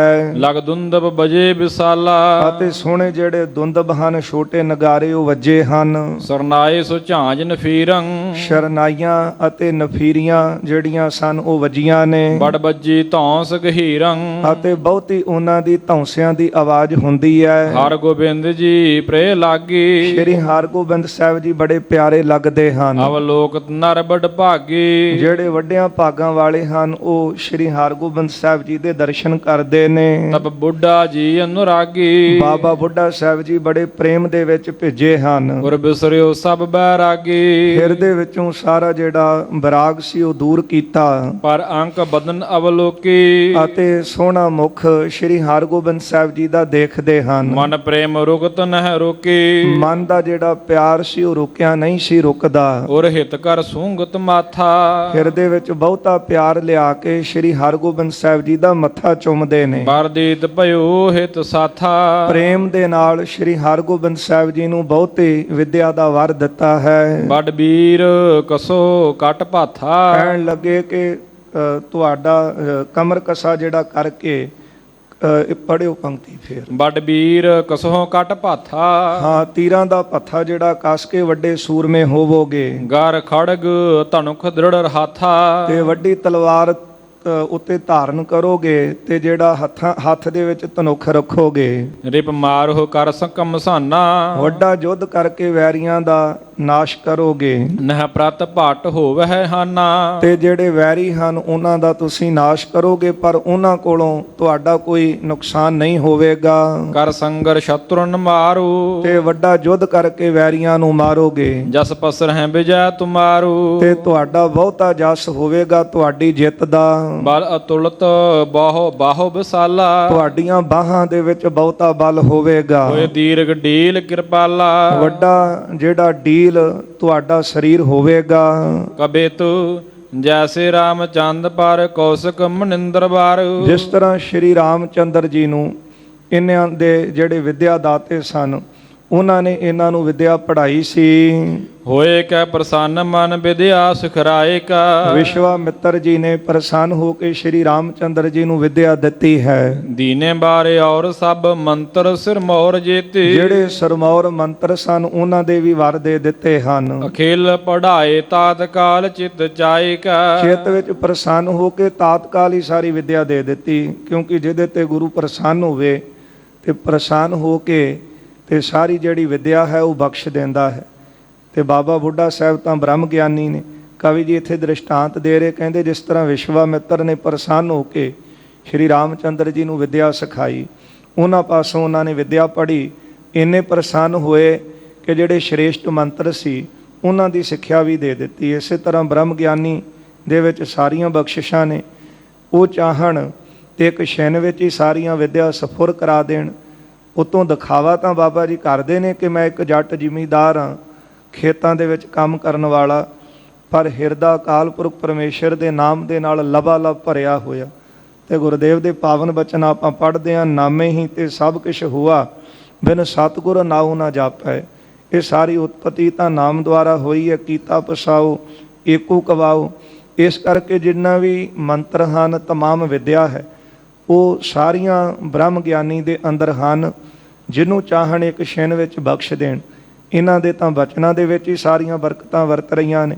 ਬਾਬਾ ਬੁੱਢਾ ਸਾਹਿਬ ਜੀ ਨੇ ਪ੍ਰਸੰਨ ਹੋ ਕੇ ਛਿਨ ਦੇ ਵਿੱਚ ਹੀ ਸਾਰੇ ਜਿਹੜੇ ਮੰਤਰ ਸਨ ਉਹ ਬਖਸ਼ ਦਿੱਤੇ ਹਨ। ਤੈਸੇ ਹਾਰ ਗੋਬਿੰਦ ਬਿਲੰਦ ਵਿਦਿਆ ਦਈ ਸਭ। ਕਵੀ ਜੀ ਕਹਿੰਦੇ ਜਿਸ ਤਰ੍ਹਾਂ ਵਿਸ਼ਵਾਮਿੱਤਰ ਨੇ ਪ੍ਰਸੰਨ ਹੋ ਕੇ ਰਾਮ ਜੀ ਨੂੰ ਵਿਦਿਆ ਬਖਸ਼ੀ ਸੀ, ਇਸੇ ਤਰ੍ਹਾਂ ਬਾਬਾ ਬੁੱਢਾ ਸਾਹਿਬ ਜੀ ਨੇ ਪ੍ਰਸੰਨ ਹੋ ਕੇ ਸ਼੍ਰੀ ਹਰਗੋਬਿੰਦ ਸਾਹਿਬ ਜੀ ਨੂੰ ਸਾਰੀਆਂ ਵਿਦਿਆ ਬਖਸ਼ ਦਿੱਤੀਆਂ। ਔਰ ਬਾਰ ਕਹੇ ਔਰ ਪ੍ਰੇਮ ਉਮੰਗਾਏ ਕਾ। ਬਾਕੀ ਜਿਹੜੀ ਵਿਦਿਆ ਸੀ ਉਹ ਵਰ ਦੇ ਸਹਿਤ ਹੀ ਬਖਸ਼ ਦਿੱਤੀ। ਕੁਝ ਵਿਦਿਆ ਹੁੰਦੀ ਹੈ ਉਹ ਪੜ੍ਹਾਉਣੀ ਪੈਂਦੀ ਹੈ, ਦੱਸਣੀ ਪੈਂਦੀ ਹੈ। ਆਮ ਜਿਹੜੇ ਅਧਿਆਪਕ ਹਨ ਉਹ ਇਸੇ ਤਰ੍ਹਾਂ ਵਿਦਿਆ ਦਿੰਦੇ ਨੇ, ਪਰ ਬ੍ਰਹਮ ਗਿਆਨੀ ਦੇ ਚਿੱਤ ਦੇ ਵਿੱਚ ਸਭ ਕੁਝ ਹੈ, ਹਿਰਦਾ ਭਰਿਆ ਪਿਆ ਹੈ। ਬਚਨਾਂ ਦੇ ਸਦਕਾ ਹੀ ਬਖਸ਼ ਦੇਣ। ਬਾਬਾ ਬੁੱਢਾ ਸਾਹਿਬ ਜੀ ਨੇ ਹੋਰ ਵਿਦਿਆ ਜਿਹੜੀਆਂ ਸੀ ਉਹ ਵਰ ਦੁਆਰਾ ਬਖਸ਼ ਦਿੱਤੀਆਂ। ਬੁੱਢੇ ਹੋਇਆ ਪ੍ਰਸੰਨ ਸ਼ੁਭ ਆਸ਼ਿਕ ਬਖਾਨੀ ਧਨ। ਬਾਬਾ ਬੁੱਢਾ ਸਾਹਿਬ ਜੀ ਨੇ ਪ੍ਰਸੰਨ ਹੋ ਕੇ ਅਸੀਸ ਦਿੱਤੀ ਹੈ। ਭਇਓ ਉਤਸ਼ਾਹ ਚਾਹੁੰ ਦਿਸ਼ ਰਹਿਓ ਛਾਇਕਾ। ਬਹੁਤਾ ਉਤਸ਼ਾਹ ਜਿਹੜਾ ਸੀ ਉਹ ਚਾਰੇ ਪਾਸੇ ਛਾਇਆ ਹੋਇਆ ਹੈ। ਦੋਹਰਾ ਵਿਦਿਆ ਦਈ ਸਿਖਾਈ ਸ਼ੁਭ। ਸੋਹਣੀ ਵਿਦਿਆ ਬਾਬਾ ਜੀ ਨੇ ਸਿਖਾ ਦਿੱਤੀ। ਬਾਣੀ ਪੜਬੇ ਕੀਰ। ਬਾਣੀ ਪੜਨੇ ਲਾ ਦਿੱਤਾ। ਬਾਚਕ ਹੋਏ ਸਕਲ ਕੀ। ਹਾਂ, ਸਾਰੀਆਂ ਵਿਦਿਆ ਦੇ ਪੜਨ ਵਾਲੇ ਹੋ ਗਏ। ਪੜਤ ਨ ਲਾਵਤ ਦੇਰ। ਪੜਦਿਆਂ ਦੇਰੀ ਨਹੀਂ ਸੀ ਲਾਉਂਦੇ। ਸ਼ਸਤਰਨ ਕੀ ਵਿਦਿਆ ਮਹਾ। ਫਿਰ ਜਿਹੜੀ ਮਹਾਨ ਸ਼ਸਤਰ ਵਿਦਿਆ ਸੀ ਜਿਸ ਕੋ ਵਰ ਦੇ ਦੀਨ। ਉਸ ਦਾ ਤੇ ਬਾਬਾ ਬੁੱਢਾ ਸਾਹਿਬ ਜੀ ਨੇ ਵਰ ਬਖਸ਼ ਦਿੱਤਾ। ਵਰ ਦੁਆਰਾ ਹੀ ਵਿਦਿਆ ਦੇ ਦਿੱਤੀ। ਬਾਣ ਪ੍ਰਹਾਰਨ ਅਨੇਕ ਬਿਦ। ਤੀਰ ਚਲਾਉਣੇ ਅਨੇਕਾਂ ਤਰ੍ਹਾਂ। ਐਚਨ ਧਨੁਖ ਪਰਬੀਨ। ਫਿਰ ਤੀਰ ਨੂੰ, ਚੱਲੇ ਨੂੰ ਕਿਸ ਤਰ੍ਹਾਂ ਖਿੱਚਣਾ ਤੇ ਕਿਸ ਤਰ੍ਹਾਂ ਤੀਰ ਚੜਾ ਕੇ ਚੱਲੇ ਤੇ ਚਲਾਉਣਾ ਹੈ, ਨਿਸ਼ਾਨਾ ਕਿਸ ਤਰ੍ਹਾਂ ਲਾਉਣਾ ਹੈ, ਇਸ ਵਿਦਿਆ ਦੇ ਵਿੱਚ ਵੀ ਬਾਬਾ ਜੀ ਨੇ ਇਹਨਾਂ ਨੂੰ ਸਫੁਰ ਕਰਾ ਦਿੱਤੀਆਂ। ਇਸ ਵਿੱਚ ਵੀ ਚਤੁਰ ਬਣਾ ਦਿੱਤਾ। ਖੜਗ ਪ੍ਰਹਾਰਨ ਸਿਪਰ ਗਹ। ਤਲਵਾਰ ਚਲਾਉਣੀ, ਸ੍ਰੀ ਸਾਹਿਬ ਚਲਾਉਣੀ, ਤੇ ਫਿਰ ਬੜੀ ਫੁਰਤੀ ਦੇ ਨਾਲ ਤਨ ਬਚਾਏ ਕਰ ਦਾਵ। ਆਪਣਾ ਬਚਾ ਕਰਕੇ ਤੇ ਫਿਰ ਦਾ ਲਾ ਕੇ ਵਾਰ ਕਰਨਾ। ਕਿਉਂਕਿ ਜਦੋਂ ਵਿਦਿਆ ਸਿਖਾਈ ਜਾਂਦੀ ਹੈ, ਸ਼ਸਤਰ ਵਿਦਿਆ, ਪਹਿਲਾਂ ਡਿਫੈਂਸ ਦੀ ਜਾਂਚ ਦੱਸੀ ਜਾਂਦੀ ਕਿ ਆਪਣਾ ਬਚਾਅ ਕਿਸ ਤਰ੍ਹਾਂ ਕਰਨਾ ਹੈ, ਫਿਰ ਹੀ ਕਿਸੇ ਨੂੰ ਮਾਰਨਾ, ਕਿਸੇ ਤੇ ਵਾਰ ਕਰਨਾ ਉਹ ਬਾਅਦ ਦੀ ਗੱਲ ਹੈ। ਪਹਿਲਾਂ ਆਪਣੇ ਤਨ ਨੂੰ ਕਿਸ ਤਰ੍ਹਾਂ ਬਚਾਉਣਾ ਹੈ। ਤੇ ਜਿਹੜੇ ਸ਼ਸਤਰ ਵਿਦਿਆ ਦੇ ਉਸਤਾਦ ਹਨ ਉਹ ਇਹ ਦੋ ਗੱਲਾਂ ਖਾਸ ਕਰਕੇ ਦੱਸਦੇ ਨੇ, ਪਹਿਲਾਂ ਰੋਕੋ ਫਿਰ ਠੋਕੋ। ਭਾਵ ਪਹਿਲਾਂ ਰੋਕਣਾ, ਡਿਫੈਂਸ ਕਰਨਾ, ਆਪਣਾ ਬਚਾਅ ਕਰਨਾ। ਇਹ ਜਦੋਂ ਸ਼ਸਤਰ ਵਿਦਿਆ ਸਿਖਾਈ ਜਾਂਦੀ ਤੇ ਉਸਤਾਦ ਦੱਸਦੇ ਨੇ, ਮਾਰਨਾ ਤੇ ਅਣਜਾਣ ਬੰਦਾ ਵੀ ਮਾਰ ਲੈਂਦਾ, ਹੱਥ ਵਿੱਚ ਡਾਂਗ ਹੋਵੇ ਸਿਰ ਤੇ ਕਿਸੇ ਤੇ ਵੀ ਮਾਰ ਦੇ, ਪਰ ਰੋਕਣਾ ਕਿਸ ਤਰ੍ਹਾਂ, ਬਚਾਅ ਕਿਸ ਤਰ੍ਹਾਂ ਕਰਨਾ ਹੈ, ਇਹ ਵਿਦਿਆ ਔਖੀ ਹੈ। ਆਪਣੇ ਆਪ ਨੂੰ ਬਚਾਉਣਾ, ਤੇ ਅੱਗੇ ਆਪਾਂ ਜੰਗਾਂ ਦੇ ਵਿੱਚ ਇਹ ਸਾਰੇ ਪ੍ਰਸੰਗ ਪੜਾਂਗੇ। ਬਾਬਾ ਬੁੱਢਾ ਸਾਹਿਬ ਜੀ ਨੇ ਤੀਰ ਚਲਾਉਣਾ, ਬੜਾ ਤੀਰ ਚਲਾਉਣ ਵਿੱਚ ਮਾਹਰ ਕੀਤਾ, ਤੇ ਫਿਰ ਸ਼ਸਤਰ ਤਲਵਾਰ ਕਿਸ ਤਰ੍ਹਾਂ ਚਲਾਉਣੀ, ਸ੍ਰੀ ਸਾਹਿਬ ਦੇ ਵਾਰ ਕਿਸ ਤਰ੍ਹਾਂ ਕਰਨੇ, ਬੜੀ ਫੁਰਤੀ ਦੇ ਨਾਲ ਆਪਣੇ ਤਨ ਨੂੰ ਬਚਾ ਕਰਕੇ ਏਤ ਉਤ ਹੋਵਨ ਸਮੁਖ ਪੁਨ ਇੱਧਰ ਉੱਧਰ ਹੋ ਕੇ ਫਿਰ ਸਾਹਮਣੇ ਹੋ ਕੇ ਗਨ ਸ਼ਤਰਨ ਕਰ ਘਾਵ। ਬਹੁਤੇ ਵੈਰੀਆਂ ਦੇ ਉੱਤੇ ਵਾਰ ਕਿਸ ਤਰ੍ਹਾਂ ਕਰਨੇ ਨੇ, ਕਿਉਂਕਿ ਬੰਦਾ ਕਈ ਵਾਰੀ ਆਪਣੇ ਹੱਥ ਵਿੱਚ ਸ਼ਸਤਰ ਹੈ, ਦੂਜੇ ਦੇ ਹੱਥ ਵਿੱਚ ਸ਼ਸਤਰ ਹੈ, ਲੜ ਲੈਂਦਾ ਹੈ, ਪਰ ਆਪਣੇ ਹੱਥ ਵਿੱਚ ਸ਼ਸਤਰ ਹੈ ਤੇ ਬਹੁਤਿਆਂ ਨੂੰ ਕਿਸ ਤਰ੍ਹਾਂ ਰੋਕਣਾ ਹੈ, ਕਿਸ ਤਰ੍ਹਾਂ ਪੈਂਤਰੇ ਕੱਢਣੇ ਨੇ, ਰਣ ਭੂਮੀ ਦੇ ਵਿੱਚ ਆ ਕੇ ਮੈਦਾਨ ਦੇ ਵਿੱਚ ਉਤਰ ਕੇ, ਇਹ ਸਾਰੀ ਕਲਾ ਜਿਹੜੀ ਉਹ ਬਾਬਾ ਜੀ ਨੇ ਦਿੱਤੀ ਹੈ। ਸਵਈਆ ਹੋਣ ਮਹਾ ਅਸਵਾਰ ਤੁਰੰਗਮ ਘੋੜੇ ਦੇ ਉੱਤੇ ਕਿਸ ਤਰ੍ਹਾਂ ਸਵਾਰ ਹੋਣਾ ਹੈ, ਦੀਰਘ ਛਾਲ ਕੁਦਾਏ ਭਜਾਵੈ ਘੋੜੇ ਨੂੰ ਭਜਾ ਕੇ ਤੇ ਉਹਦੀ ਵੱਡੀ ਛਾਲ ਕਿਸ ਤਰ੍ਹਾਂ ਮਰਾਉਣੀ ਹੈ, ਫੇਰਨ ਮੰਡਲ ਕੇਰ ਭਰਮਾਵਨ ਫਿਰ ਘੋੜੇ ਨੂੰ ਫੇਰਨਾ ਤੇ ਮੰਡਲਾਕਾਰ ਗੋਲਾਈ ਦੇ ਵਿੱਚ ਉਹਨੂੰ ਘਮਾਉਣਾ। ਲੈ ਬਰਸ਼ਾ ਅਰ ਔਰ ਚਲਾਵਾ ਆਪਣੇ ਹੱਥ ਵਿੱਚ ਲੈ ਕੇ ਵਰਸ਼ਾ, ਘੋੜੇ ਦੇ ਉੱਤੇ ਬੈਠ ਕੇ ਤੇ ਕਿਸ ਤਰ੍ਹਾਂ ਵਰਸ਼ੇ ਦਾ ਵਾਰ ਕਰਨੇ ਆਪਾਂ ਦੇਖਦੇ ਹਾਂ। ਨਿਹੰਗ ਸਿੰਘਾਂ ਕੋਲੇ ਵਿਦਿਆ ਹੁੰਦੀ ਹੈ, ਘੋੜੇ ਦੇ ਉੱਤੇ ਬੈਠ ਕੇ ਤੇ ਕਿਸ ਤਰ੍ਹਾਂ ਉਹ ਕਿੱਲੇ ਨੂੰ ਪੁੱਟਦੇ ਨੇ, ਵਰਸ਼ਾ ਚਲਾਉਂਦੇ ਹਨ। ਇਹ ਸਾਰੇ ਆਪਾਂ ਜੰਗੀ ਕਰਤੱਵ ਹੌਲੇ ਮਹੱਲੇ ਤੇ ਦੇਖਦੇ ਹਾਂ। ਸੋ ਇਹ ਬਾਬਾ ਬੁੱਢਾ ਸਾਹਿਬ ਜੀ ਨੇ ਸਾਰੀ ਵਿਦਿਆ ਸ਼੍ਰੀ ਹਰਗੋਬਿੰਦ ਸਾਹਿਬ ਜੀ ਨੂੰ ਦਿੱਤੀ ਹੈ। ਹਾਥ ਤੁਫੰਗ ਗਹਿ ਕਰ ਤਿਆਰ ਹੱਥ ਵਿੱਚ ਬੰਦੂਕ ਲੈ ਕੇ ਤਿਆਰ ਕਰਕੇ ਪਲਾਵਤ ਜਾਤ ਛੁਟੇਰ ਭਕਾਵੈ ਜਿਹੜੇ ਦੌੜਦੇ ਜਾ ਰਹੇ ਹਨ ਵੈਰੀ ਜਾਂ ਦੌੜ ਕੇ ਆ ਰਹੇ ਨੇ, ਉਹਨਾਂ ਉੱਤੇ ਕਿਸ ਤਰ੍ਹਾਂ ਬੰਦੂਕ ਦੀ ਗੋਲੀ ਦਾ ਵਾਰ ਕਰਨਾ ਹੈ, ਕਿਸ ਤਰ੍ਹਾਂ ਚਲਾਉਣੀ ਹੈ। ਕਈ ਵਾਰੀ ਕੋਲ ਤਾਂ ਹੁੰਦੀ ਪਰ ਚਲਾਉਣੀ ਨਹੀਂ ਆਉਂਦੀ। ਇਹ ਸਾਰੀ ਜਿਹੜੀ ਵਿਦਿਆ ਇਹ ਵੀ ਬਾਬਾ ਜੀ ਨੇ ਬਖਸ਼ੀ ਹੈ। ਔਰ ਜਿਤੇ ਇਤਿਆਦਿਕ ਜੋ ਬਾਰ ਹੋਰ ਜਿੰਨੀ ਵਿਦਿਆ ਸੀ ਉਹ ਵਰ ਦੇ ਸਹਿਤ ਹੀ ਦੇਤ ਭਿਓਸ ਕਰੇ ਬਿਨ ਆਵੈ। ਹਾਂ, ਬਾਬਾ ਜੀ ਨੇ ਇਹ ਵਰ ਦੁਆਰਾ ਹੀ ਵਿਦਿਆ ਹੋਰ ਦੇ ਦਿੱਤੀ, ਕਰੇ ਬਿਨ ਆਵੈ, ਬਿਨਾਂ ਸਿੱਖਿਆ ਹੀ ਤੁਹਾਨੂੰ ਹੋਰ ਸਾਰੀਆਂ ਵਿਦਿਆ ਆ ਜਾਣਗੀਆਂ। ਉਸ ਪ੍ਰਤੀ ਹਰ ਗੋਬਿੰਦ ਚੰਦ ਇਸ ਤਰ੍ਹਾਂ ਸ਼੍ਰੀ ਹਰਗੋਬਿੰਦ ਸਾਹਿਬ ਜੀ ਜੋ ਚੰਦਰਮਾ ਦੀ ਤਰ੍ਹਾਂ ਹਨ, ਉਹਨਾਂ ਨੂੰ ਬਖਸ਼ ਦਿੱਤੀਆਂ। ਬਿਲੰਦ ਸਰੀਰ ਆਨੰਦ ਬਿਰਧਾਵਾ ਸ਼੍ਰੀ ਹਰਗੋਬਿੰਦ ਸਾਹਿਬ ਜੀ ਦਾ ਜਿਹੜਾ ਸਰੀਰ ਸੀ ਵੱਧ ਰਿਹਾ ਹੈ, ਜੋ ਸਾਰਿਆਂ ਲਈ ਆਨੰਦਦਾਇਕ ਹੈ। ਨੰਦਨ ਕੋਪਿਖ ਗੰਗ ਉਮੰਗਤ ਆਪਣੇ ਪੁੱਤਰ ਨੂੰ ਦੇਖ ਕਰਕੇ ਮਾਤਾ ਗੰਗਾ ਜੀ ਬੜੇ ਪ੍ਰਸੰਨ ਹੁੰਦੇ ਨੇ। ਆਪ ਸੁਨੈ ਨਿਜ ਪਾਸ ਪੜਾਵਾ ਆਪਣੇ ਕੋਲ ਬਿਠਾ ਕੇ ਨਾ ਮਾਤਾ ਜੀ ਇਹਨਾਂ ਨੂੰ ਪੋਥੀ ਪੜ੍ਹਨ ਵਾਸਤੇ ਜਾਂ ਕੋਈ ਅੱਖਰ ਪੜ੍ਹਨ ਵਾਸਤੇ, ਵਿਦਿਆ ਪੜ੍ਹਨ ਲਈ ਕਹਿੰਦੇ ਨੇ। ਸ਼੍ਰੀ ਹਰਗੋਬਿੰਦ ਸਾਹਿਬ ਜੀ ਪੜ੍ਹ ਕੇ ਸੁਣਾਉਂਦੇ ਨੇ, ਮਾਤਾ ਜੀ ਬੜੇ ਪ੍ਰਸੰਨ ਹੁੰਦੇ ਨੇ, ਕਿਉਂਕਿ ਜਦੋਂ ਬੱਚਾ ਪੜ੍ਹ ਕੇ ਆਵੇ ਤੇ ਮਾਂ-ਬਾਪ ਕਹਿੰਦੇ ਪੁੱਤ ਸਾਨੂੰ ਵੀ ਸੁਣਾ, ਅੱਜ ਕੀ ਪੜ੍ਹ ਕੇ ਆਏ ਆ। ਜਦੋਂ ਪੜ੍ਹ ਕੇ ਬੱਚਾ ਤੋਤਲੀ ਜ਼ਬਾਨ ਦੇ ਨਾਲ ਸੁਣਾਵੇ ਤੇ ਸੁਣ ਕੇ ਮਾਂ ਦਾ ਚਿੱਤ ਜਿਹੜਾ ਉਹ ਪ੍ਰਸੰਨ ਹੁੰਦਾ, ਖਿੜ ਜਾਂਦਾ ਹੈ।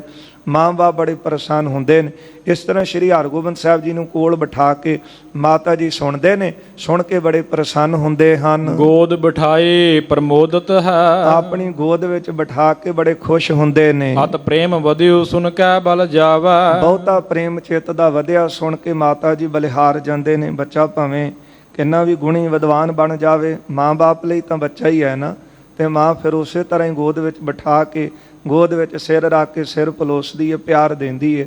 ਸ਼੍ਰੀ ਹਰਗੋਬਿੰਦ ਸਾਹਿਬ ਜੀ ਪਾਸੋਂ ਸੁਣ ਕੇ ਮਾਤਾ ਜੀ ਪ੍ਰਸੰਨ ਹੁੰਦੇ, ਬਲਿਹਾਰ ਜਾਂਦੇ ਨੇ। ਚਾਹਤ ਹੈ ਕੁਸ਼ਲੀ ਸੁਤ ਕੀ ਆਪਣੇ ਪੁੱਤਰ ਦੀ ਸੁਖ ਸ਼ਾਂਤੀ ਚਾਹੁੰਦੇ ਹਨ। ਗੁਰੂ ਨਾਨਕ ਨਾਮ ਲੈ ਸੀਸ ਝੁਕਾਵਾ ਗੁਰੂ ਨਾਨਕ ਸਾਹਿਬ ਜੀ ਦਾ ਨਾਮ ਲੈ ਕੇ ਤੇ ਫਿਰ ਅਰਦਾਸ ਕਰਕੇ ਸਿਰ ਨਵਾਉਂਦੇ ਹਨ। ਦੋਹਰਾ ਇਮ ਦਿਨ ਪ੍ਰਤ ਉਤਸ਼ਾਹ ਜੁਤ ਇਸ ਤਰ੍ਹਾਂ ਹਰ ਰੋਜ਼ ਉਤਸ਼ਾਹ ਦੇ ਸਹਿਤ ਬਦਤ ਸਰੀਰ ਬਿਲੰਦ ਸ਼੍ਰੀ ਹਰਗੋਬਿੰਦ ਸਾਹਿਬ ਜੀ ਦਾ ਸਰੀਰ ਜਿਹੜਾ ਉਹ ਵੱਧ ਰਿਹਾ ਹੈ। ਮਾਤਾ ਪਿਤਾ ਚਕੋਰ ਸਮ ਮਾਤਾ ਪਿਤਾ ਚਕੋਰ ਦੇ ਸਮਾਨ ਹਨ। ਸ੍ਰੀ ਹਰਗੋਬਿੰਦ ਚੰਦ ਸ਼੍ਰੀ ਹਰਗੋਬਿੰਦ ਸਾਹਿਬ ਜੀ ਚੰਦਰਮਾ ਦੀ ਤਰ੍ਹਾਂ ਨੇ। ਚੰਦਰਮਾ ਨੂੰ ਦੇਖ ਕੇ ਚਕੋਰ ਨੂੰ ਪ੍ਰਸੰਨਤਾ ਹੁੰਦੀ।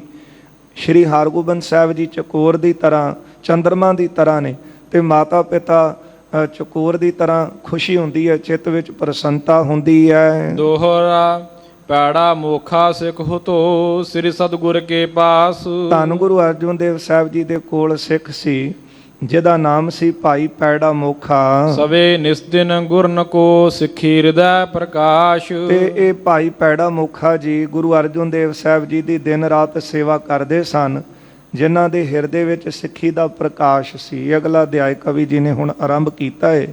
ਜਿਹੜਾ ਵਿਦਿਆ ਪੜ੍ਹਾਉਣ ਵਾਲਾ ਸੀ, ਜਿਸ ਤਰ੍ਹਾਂ ਸ਼੍ਰੀ ਹਰਗੋਬਿੰਦ ਸਾਹਿਬ ਜੀ ਨੂੰ ਪੜ੍ਹਨੇ ਪਾਇਆ, ਉਹ ਅਧਿਆਇ ਇੱਥੇ 31ਵਾਂ ਰਾਸ ਤੀਜੀ ਦਾ ਸੰਪੂਰਨ ਹੋਇਆ ਹੈ। ਫਿਰ 32ਵਾਂ ਅਧਿਆਇ ਆਰੰਭ ਕਰਦੇ ਹਨ ਕਵੀ ਜੀ। ਇਹ ਗੁਰਸਿੱਖਾਂ ਦੇ ਜੀਵਨ ਦੱਸਦੇ ਨੇ। ਇਸ ਅਧਿਆਇ ਵਿੱਚ ਸਤਿਗੁਰੂ ਜੀ ਨੇ ਭਰਮਾਂ ਦਾ ਖੰਡਨ ਕੀਤਾ ਹੈ। ਭਾਵੇਂ ਕਿੰਨਾ ਵੀ ਕੋਈ ਵਿਦਵਾਨ ਹੋਵੇ ਨਾ, ਪਰ ਜੇ ਗੁਰੂ ਤੇ ਭਰੋਸਾ ਨਹੀਂ, ਅਕਾਲ ਪੁਰਖ ਤੇ ਭਰੋਸਾ ਨਹੀਂ, ਤੇ ਉਹ ਵਿਦਵਾਨਾਂ ਦੇ ਮਨਾਂ ਵਿੱਚ ਵੀ ਸ਼ੰਕੇ ਬਣੇ ਰਹਿੰਦੇ ਨੇ, ਪਖੰਡਾਂ ਨੂੰ ਜਨਮ ਦਿੰਦੇ ਨੇ। ਭਾਈ ਪੈੜਾ ਮੁਖਾ ਜੀ ਗੁਰੂ ਅਰਜਨ ਦੇਵ ਸਾਹਿਬ ਜੀ ਦੇ ਸਿੱਖ ਨੇ।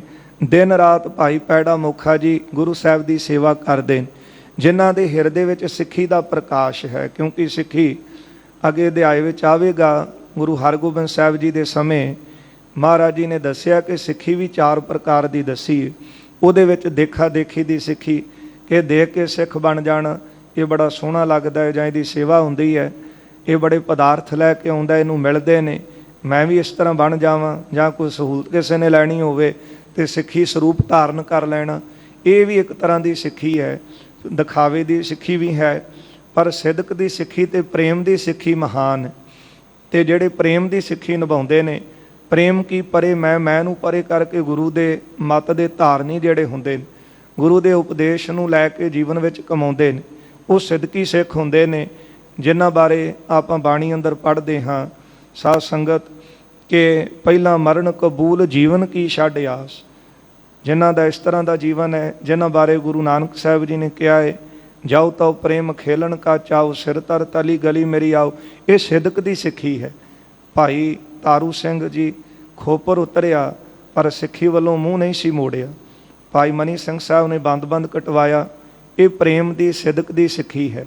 ਇਸੇ ਤਰ੍ਹਾਂ ਸਰੀਰ ਦੇ ਦੁਫਾੜ ਕਰਵਾ ਲੈਣੇ ਆਰੇ ਦੇ ਨਾਲ ਭਾਈ ਮਤੀ ਦਾਸ ਜੀ ਨੇ ਬੜੇ ਤਰ੍ਹਾਂ ਦੇ ਸਹੂਲਤਾਂ ਵਾਲੀਆਂ ਗੱਲਾਂ ਭਾਈ ਸਾਹਿਬ ਜੀ ਦੇ ਸਾਹਮਣੇ ਰੱਖੀਆਂ, ਪਰ ਕਿਹਾ ਸੀ ਕਿ ਆਨੰਦ ਸੁੱਖ ਸਹੂਲਤਾਂ ਦਾ ਸਾਰਾ ਮਾਣ ਕੇ ਦੇਖਿਆ ਪਿਆਰਿਆ, ਹਾਲੇ ਤੱਕ ਮੈਂ ਆਰੇ ਦੇ ਦੰਦਿਆਂ ਦਾ ਸਵਾਦ ਨਹੀਂ ਦੇਖਿਆ। ਕਿ ਸਿਰ ਭਾਵੇਂ ਚਲਾ ਜਾਵੇ ਪਰ ਸਿੱਖੀ ਸਿਦਕ ਨਾ ਜਾਵੇ। ਸਿੱਖੀ ਹੈ ਹੀ ਸਿਦਕ ਦੀ, ਕਿਉਂਕਿ ਸਿੱਖੀ ਇਹ ਸੌਦਿਆਂ ਦੇ ਨਾਲ ਨਹੀਂ ਮਿਲਦੀ। ਤਨ ਗੰਦਗੀ ਦੀ ਕੋਠ ਦੀ, ਹਰ ਹੀਰਿਆਂ ਦੀ ਖਾਨ, ਜੇ ਤਨ ਦਿੱਤਿਆਂ ਹਰ ਮਿਲੈ ਤਾਂ ਵੀ ਸਸਤਾ ਜਾਣ। ਸਰੀਰ ਦਾ ਬੇਰਾ ਹੋ ਜਾਣਾ, ਪਰ ਗੁਰੂ ਵੱਲੋਂ ਮੁਖ ਨਾ ਕਮਾਉਣਾ, ਪਿੱਠ ਨਾ ਦੇਣੀ। ਇਹ ਸਿਦਕੀ ਸਿੱਖ ਤੇ ਪ੍ਰੇਮੀ ਸਿੱਖ ਨੇ, ਜਿਨ੍ਹਾਂ ਬਾਰੇ ਭਾਈ ਗੁਰਦਾਸ ਜੀ ਨੇ ਬਚਨ ਲਿਖੇ ਨੇ, ਮੁਰਦਾ ਹੋਏ ਮੁਰੀਦ ਨਾ ਗੱਲੀ ਹੋਵਣ, ਸਾਬਰ ਸਿਦਕ ਸ਼ਹੀਦ ਭਰਮ ਪਉ ਖੋਵਣ। ਜਿਹੜੇ ਸਿਦਕੀ ਸਬਰ ਵਾਲੇ ਨੇ, ਜਿਨ੍ਹਾਂ ਦੇ ਅੰਦਰ ਭਰਮ ਨਹੀਂ ਕਿਸੇ ਤਰ੍ਹਾਂ ਦਾ, ਭਾਉ ਡਰ ਨਹੀਂ ਕਿਸੇ ਦਾ ਮਨ ਵਿੱਚ ਰੱਖਦੇ, ਭਾਵੇਂ ਕਿੰਨੇ ਤੋਂ ਕਿੱਡਾ ਵੀ ਕੋਈ ਬਾਦਸ਼ਾਹ ਕਿਉਂ ਨਾ ਹੋਵੇ। ਹਾਂ, ਅਦਬ ਸਤਿਕਾਰ ਤਾਂ ਸਮੁੱਚੀ ਮਨੁੱਖਤਾ ਦਾ ਇੱਕ ਜਿਹਾ ਹੈ, ਪਰ ਵਿਸ਼ੇਸ਼ ਕਰਕੇ ਕਿਸੇ ਦਾ ਭੈ ਨਹੀਂ, ਕਿ ਪਰਮਾਤਮਾ ਵਾਹਿਗੁਰੂ ਦੇ ਭੈ ਤੋਂ ਸਿਵਾ। ਜਿਨ੍ਹਾਂ ਦੇ ਹਿਰਦੇ ਵਿੱਚ ਹਰੀ ਅਕਾਲ ਪੁਰਖ ਪਰਮਾਤਮਾ ਦਾ ਨਾਮ ਵਸਿਆ, ਗੁਰੂ ਦਾ ਉਪਦੇਸ਼ ਘਰ ਕਰ ਗਿਆ, ਫਿਰ ਨਿਰਭਉ ਜਪੈ ਸਗਲ ਭਉ ਮਿਟੈ। ਉਹ ਫਿਰ ਆਪਣੇ ਗੁਰੂ ਤੋਂ ਆਪਣਾ ਤਨ ਵੀ ਕੁਰਬਾਨ ਕਰ ਦਿੰਦੇ ਨੇ। ਭਾਈ ਗੁਰਦਾਸ ਜੀ ਕਹਿੰਦੇ, ਸਾਬਰ ਸਿਦਕ ਸ਼ਹੀਦ ਭਰਮ ਪਉ ਖੋਵਣ। ਉਹੀ ਸ਼ਹੀਦ ਹੋ ਸਕਦੇ ਨੇ, ਇਉਂ ਗੱਲਾਂ ਵਾਲੇ ਨਹੀਂ। ਸਾਧ ਸੰਗਤ, ਐਸੇ ਸਿਦਕੀ ਤੇ ਪ੍ਰੇਮੀ ਸਿੱਖ ਗੁਰੂ ਅਰਜਨ ਦੇਵ ਸਾਹਿਬ ਜੀ ਦੇ ਸਮੇਂ ਉਹਨਾਂ ਦਾ ਜ਼ਿਕਰ ਇਸ ਅਧਿਆਇ ਵਿੱਚ ਆਇਆ ਹੈ। ਭਾਈ ਪੈੜਾ ਮੁਖਾ ਜੀ ਸਿੱਖ ਹੋਏ, ਗੁਰੂ ਅਰਜਨ ਦੇਵ ਸਾਹਿਬ ਜੀ ਦੇ ਕੋਲ ਦਿਨ ਰਾਤ ਸੇਵਾ ਕਰਦੇ ਸੀ। ਹਿਰਦੇ ਵਿੱਚ ਸਿੱਖੀ ਦਾ ਪ੍ਰਕਾਸ਼ ਸੀ, ਦਿਖਾਵੇ ਵਾਲੀ ਸਿੱਖੀ ਨਹੀਂ ਕਿ ਬਾਹਰੋਂ ਮੈਂ ਸਿੱਖ ਬਣ ਗਿਆ, ਪਹਿਰਾਵਾ ਮੇਰਾ ਸਿੱਖਾਂ ਵਾਲਾ ਹੈ, ਪਰ ਅੰਦਰ ਪ੍ਰਕਾਸ਼ ਨਾ ਹੋਵੇ। ਪ੍ਰਕਾਸ਼ ਤੋਂ ਭਾਵ ਜਿਹੜੀ ਗੁਰੂ ਨੇ ਸਾਨੂੰ ਸਿੱਖਿਆ ਦਿੱਤੀ ਹੈ ਨਾ, ਉਹ ਸਿੱਖੀ ਹੈ ਕੀ? ਸਿੱਖੀ ਦੀ ਡੈਫੀਨੇਸ਼ਨ ਕੀ ਹੈ? ਸਿੱਖੀ ਕਮਾਉਣੀ ਕਿਸ ਤਰ੍ਹਾਂ ਹੈ? ਸਿੱਖੀ ਤਾਂ ਗੁਣਾਂ ਦਾ ਨਾਮ ਹੈ। ਜਿਹੜੇ ਗੁਰੂ ਸਾਹਿਬ ਨੇ ਸਾਨੂੰ ਉਪਦੇਸ਼ ਦਿੱਤੇ, ਉਹ ਗੁਣਾਂ ਦੇ ਅਸੀਂ ਧਾਰਨੀ ਬਣੀਏ, ਫੇਰ ਹੀ ਤਾਂ ਸਿੱਖ ਹਾਂ। ਇਉਂ ਪਹਿਰਾਵਾ ਤਾਂ ਹਰੇਕ ਬੰਦਾ ਪਾ ਕੇ ਕਹਿ ਸਕਦਾ ਮੈਂ ਸਿੱਖ ਹਾਂ, ਪਰ ਸਿੱਖ ਵਰਗਾ ਜੀਵਨ ਕਿਸੇ ਆਮ ਬੰਦੇ ਕੋਲ ਨਹੀਂ ਜੇ ਹੁੰਦਾ। ਸਿੱਖ ਦਾ ਜੀਵਨ ਇੰਨਾ ਮਹਾਨ ਸਤਿਗੁਰੂ ਜੀ ਨੇ ਦਰਸਾਇਆ ਹੈ ਕਿ ਜਿਸ ਤਰ੍ਹਾਂ ਦਾ ਗੁਰੂ ਸਾਹਿਬ ਜੀ ਨੇ ਆਪਣੇ ਜੀਵਨ ਨੂੰ ਜੀ ਕੇ ਦੱਸਿਆ, ਮਹਾਰਾਜ ਕਹਿੰਦੇ ਇਸੇ ਤਰ੍ਹਾਂ ਦਾ ਸਿੱਖ ਹੁੰਦਾ ਹੈ। ਫਿਰ ਸਿੱਖ ਵਿੱਚ ਤੇ ਗੁਰੂ ਵਿੱਚ ਕੋਈ ਭੇਦ ਨਹੀਂ ਰਹਿ ਜਾਂਦਾ। ਉਹਨੂੰ ਕਹਿੰਦੇ ਨੇ ਸਿੱਖੀ ਹਿਰਦੇ ਵਿੱਚ ਪ੍ਰਕਾਸ਼ ਕਰ ਲਈ। ਇਹਦੇ ਹਿਰਦੇ ਵਿੱਚ ਸਿੱਖੀ ਪ੍ਰਕਾਸ਼ ਹੈ, ਗੁਰੂ ਦਾ ਪ੍ਰਕਾਸ਼ ਹੈ। ਤੇ ਜੇ ਗੁਰੂ ਦਾ ਹਿਰਦੇ ਵਿੱਚ ਪ੍ਰਕਾਸ਼ ਹੈ, ਫਿਰ ਸਿੱਖ ਤੇ ਗੁਰੂ ਇੱਕ ਹਨ। ਐਸੇ ਗੁਰੂ ਕੇ ਸਿੱਖ ਹਨ ਸੋ ਜਿਨ੍ਹਾਂ ਦੇ ਹਿਰਦੇ ਵਿੱਚ ਸਿੱਖੀ ਦਾ ਪ੍ਰਕਾਸ਼ ਸੀ। ਚਾਉ ਪਈ ਪੰਡਤ ਕਾਸ਼ੀ ਤੇ ਇਕ ਆਵਾ। ਇੱਕ ਬਹੁਤ ਵਿਦਵਾਨ, ਵੇਦਾਂ ਸ਼ਾਸਤਰਾਂ ਦਾ ਗਿਆਤਾ ਪੰਡਤ ਗੁਰੂ ਅਰਜਨ ਦੇਵ ਸਾਹਿਬ ਜੀ ਦੇ ਕੋਲ ਆਇਆ। ਸਾਧ ਸੰਗਤ, ਕਿਉਂਕਿ ਗੁਰੂ ਤਾਂ ਸਾਰਿਆਂ ਦਾ ਸਾਂਝਾ ਹੈ ਨਾ, ਇਹ ਤਾਂ ਜਿਹਦੇ ਕੋਲ ਗਿਆਨ ਨਹੀਂ ਉਹ ਵੰਡੀਆਂ ਪਾ ਸਕਦਾ ਹੈ ਕਿ ਗੁਰੂ ਫਲਾਣੇ ਦਾ ਹੈ ਜਾਂ ਸਾਡਾ ਹੈ ਤੇ ਉਹਦਾ ਨਹੀਂ। ਗੁਰੂ ਸਾਹਿਬ ਦੇ ਕੋਲ 4 ਦਰਵਾਜ਼ੇ ਤਾਂ ਇਸੇ ਲਈ ਰੱਖੇ ਨੇ ਕਿ ਇੱਥੇ ਹਰੇਕ ਮਤਾਂ ਦਾ ਮਨੁੱਖ ਪਹੁੰਚ ਸਕਦਾ ਹੈ, ਪਰ ਗੱਲ ਇੱਕ ਅਕਾਲ ਪੁਰਖ ਦੀ ਕਰੇਗਾ। ਉੱਥੇ ਮਹਾਰਾਜ ਗੁਰੂ ਅਰਜਨ ਦੇਵ ਸਾਹਿਬ ਜੀ ਦੇ ਕੋਲ ਚੱਲ ਕੇ ਇੱਕ ਵਿਦਵਾਨ ਪੰਡਤ ਆਇਆ ਹੈ, ਸ੍ਰੀ ਅਰਜਨ ਸੋ ਪਾਸ ਟਿਕਾਵਾ। ਉਸ ਪੰਡਤ ਨੂੰ ਉਹਨੇ ਗੁਰੂ ਅਰਜਨ ਦੇਵ ਸਾਹਿਬ ਜੀ ਦੇ ਕੋਲ ਆਪਣਾ ਨਿਵਾਸ ਕੀਤਾ। ਕਰੇ ਕਾਮਨਾ ਵਿਪਰ ਵਿਸਾਲਾ। ਹੁਣ ਇਸ ਪੰਡਤ ਦੇ ਮਨ ਦੇ ਵਿੱਚ ਇੱਕ ਕਾਮਨਾ ਸੀ, ਕਰੋ ਸੁਨਾਵਨ ਕਥਾ ਰਸਾਲਾ। ਕੀ ਕਾਮਨਾ ਸੀ ਕਿ ਮੈਂ ਰਸ ਦਾ ਇੱਕ ਕਥਾ ਗੁਰੂ ਸਾਹਿਬ ਨੂੰ ਸਰਵਣ ਕਰਵਾਵਾਂ, ਜਾਂ ਗੁਰੂ ਸਾਹਿਬ ਮੈਨੂੰ ਹੁਕਮ ਦੇ ਦੇਣ ਤੇ ਮੈਂ ਕਥਾ ਸੁਣਾਵਾਂ। ਕਿਉਂਕਿ ਜਿਹਦੇ ਕੋਲ ਜੋ ਗੁਣ ਹੋਵੇ ਉਹ ਚਾਹੁੰਦਾ ਹੈ ਕਿ ਮੈਂ ਆਪਣਾ ਇੱਥੇ ਗੁਣ ਕੋਈ ਦਿਖਾ ਸਕਾਂ, ਜਿਹਦੇ ਕੋਲ ਜਿੱਦਾਂ ਦੀ ਕਲਾ ਹੈ। ਹੁਣ ਜਿਹਨੇ ਸਿੱਖੀ ਕਥਾ ਸੀ, ਜਿਹਨੇ ਪੜ੍ਹੇ ਵੇਦ ਸ਼ਾਸਤਰ, ਸਾਨੂੰ ਉਹਦੇ ਮਨ ਵਿੱਚ ਇਹੋ ਹੀ ਖਿਆਲ ਆਉਣਾ ਹੈ ਕਿ ਮੈਂ ਵਿਦਿਆ ਪੜ੍ਹੀ ਹੈ ਤੇ ਮੇਰੇ ਕੋਲੋਂ ਵਿਦਿਆ ਸੁਣ ਲੈਣ। ਇਹਦੇ ਮਨ ਵਿੱਚ ਇਹਨੇ ਕਲਪਨਾ ਕੀਤੀ ਪੰਡਤ ਨੇ ਕਿ ਮੇਰੇ ਪਾਸੋਂ ਗੁਰੂ ਸਾਹਿਬ ਜੀ ਜਿਹੜੀ ਮੇਰੀ ਵਿਦਿਆ ਉਹ ਸਰਵਣ ਕਰਨ, ਪਾਛੇ ਦਸ਼ਨਾ ਲੇਵੋ ਮੋਖ। ਤੇ ਜਿਹੜਾ ਮੁੱਖ ਕਾਰਨ ਸੀ ਉਹ ਮੋਖ ਦਾ ਵੀ ਸੀ ਕਿ ਮੈਂ ਵਿਦਿਆ ਸੁਣਾਵਾਂ, ਗੁਰੂ ਸਾਹਿਬ ਪ੍ਰਸੰਨ ਹੋਣ ਤੇ ਪ੍ਰਸੰਨ ਹੋ ਕੇ ਮੈਨੂੰ ਮੋਕਸ਼ ਦੇਣ, ਭੇਟਾ ਦੇਣ। ਇਹ ਬਾਣੀ ਤਾਂ ਜੀਵ ਦਾ ਕਲਿਆਣ ਕਰਦੀ ਹੈ।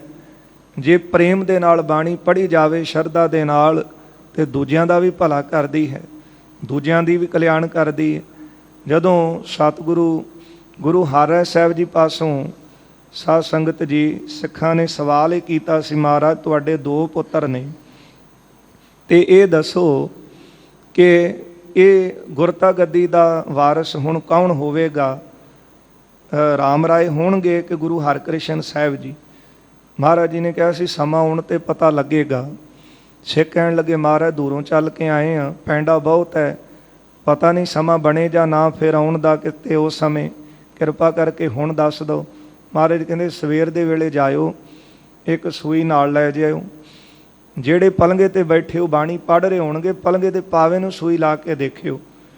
ਜਿਹੜਾ ਪਲੰਘਾ ਪਾਵਾ ਮੋਮ ਵਰਗਾ ਬਣ ਜਾਵੇ, ਜਿਹਦੇ ਵਿੱਚ ਸੂਈ ਜਿਹੜੀ ਉਹ ਖੁੱਭ ਜਾਵੇ, ਉਹੀ ਗੁਰਤਾ ਗੱਦੀ ਦੇ ਮਾਲਕ ਹੋਣਗੇ, ਜਿਹੜੇ ਉਹ ਸਿੰਘਾਸਨ ਤੇ ਬੈਠੇ ਹੋਣਗੇ। ਉਹ ਸਿੱਖ ਸਵੇਰ ਦੇ ਸਮੇਂ ਗਿਆ, ਰਾਮ ਰਾਏ ਵੀ ਟਾਰਾਂ ਲਾ ਕੇ ਬਾਣੀ ਪੜ੍ਹ ਰਿਹਾ ਸੀ ਤੇ ਉਹ ਸਿੱਖ ਕੋਲ ਬੈਠ ਗਿਆ। ਵੱਡੇ ਸਨ ਰਾਮ ਰਾਏ, ਜਦੋਂ ਕੋਲ ਜਾ ਕੇ ਪਲੰਘੇ ਨੂੰ ਪਾਵੇ ਨੂੰ ਸੂਈ ਲਾਈ, ਉਹ ਸੂਈ ਨਾ ਖੁੱਭੀ। ਉੱਠ ਗਏ ਉੱਥੋਂ, ਮਨ ਵਿੱਚ ਜਾਣਗੇ ਕਿ ਇਹ ਗੁਰੂ ਨਹੀਂ ਹੋਣਗੇ।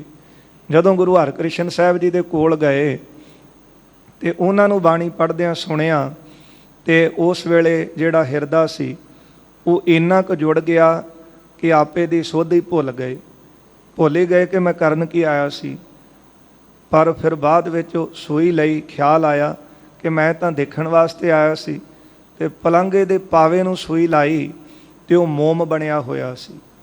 ਬਾਣੀ ਇੰਨਾ ਅਸਰ ਕਰਦੀ, ਜੇ ਪ੍ਰੇਮ ਤੇ ਸ਼ਰਧਾ ਨਾਲ ਪੜ੍ਹੀ ਜਾਵੇ, ਪੱਥਰ ਦਿਲ ਵੀ ਮੋਮ ਕਰ ਦਿੰਦੀ ਹੈ। ਜਾਣ ਗਏ ਕਿ ਇਹ ਪੱਥਰਾਂ ਨੂੰ ਵੀ ਮੋਮ ਕਰਨ ਵਾਲੇ। ਪੱਥਰ ਹਿਰਦੇ ਕਿਸ ਤਰ੍ਹਾਂ ਪਿਘਲ ਗਏ ਗੁਰੂ ਦੇ ਅੱਗੇ ਆ ਕੇ, ਜਿਹੜੇ ਇੰਨੇ ਹੰਕਾਰੀ ਸਨ, ਜਿਨ੍ਹਾਂ ਕੋਲ ਇੰਨਾ ਗਿਆਨ, ਇੰਨੇ ਧਨਾੜ ਪੁਰਸ਼, ਇੰਨੇ ਵਿਦਵਾਨ, ਵੱਡੇ ਵੱਡੇ ਰਾਜੇ, ਪਰ ਪੱਥਰ ਸਨ ਉਹਨਾਂ ਦੇ ਹਿਰਦੇ, ਨਹੀਂ ਸਨ ਪਿਘਲਦੇ। ਪਰ ਗੁਰੂ ਦੇ ਉਪਦੇਸ਼ ਨੂੰ ਸੁਣ ਕੇ ਵੱਡੇ ਵੱਡੇ ਪੱਥਰ ਵੀ ਪਿਘਲ ਗਏ। ਇਸ ਲਈ ਬਾਣੀ ਦਾ ਹੀ ਇਹ ਅਸਰ ਹੈ। ਪਰ ਜਿਨ੍ਹਾਂ ਨੇ ਆਪਣੇ ਜੀਵਨ ਵਿੱਚ ਕਮਾਈ ਕੀਤੀ, ਉਹਨਾਂ ਦੇ ਉਪਦੇਸ਼ ਦੇ ਨਾਲ ਹੀ ਪੱਥਰ ਮੋਮ ਬਣਦੇ ਨੇ।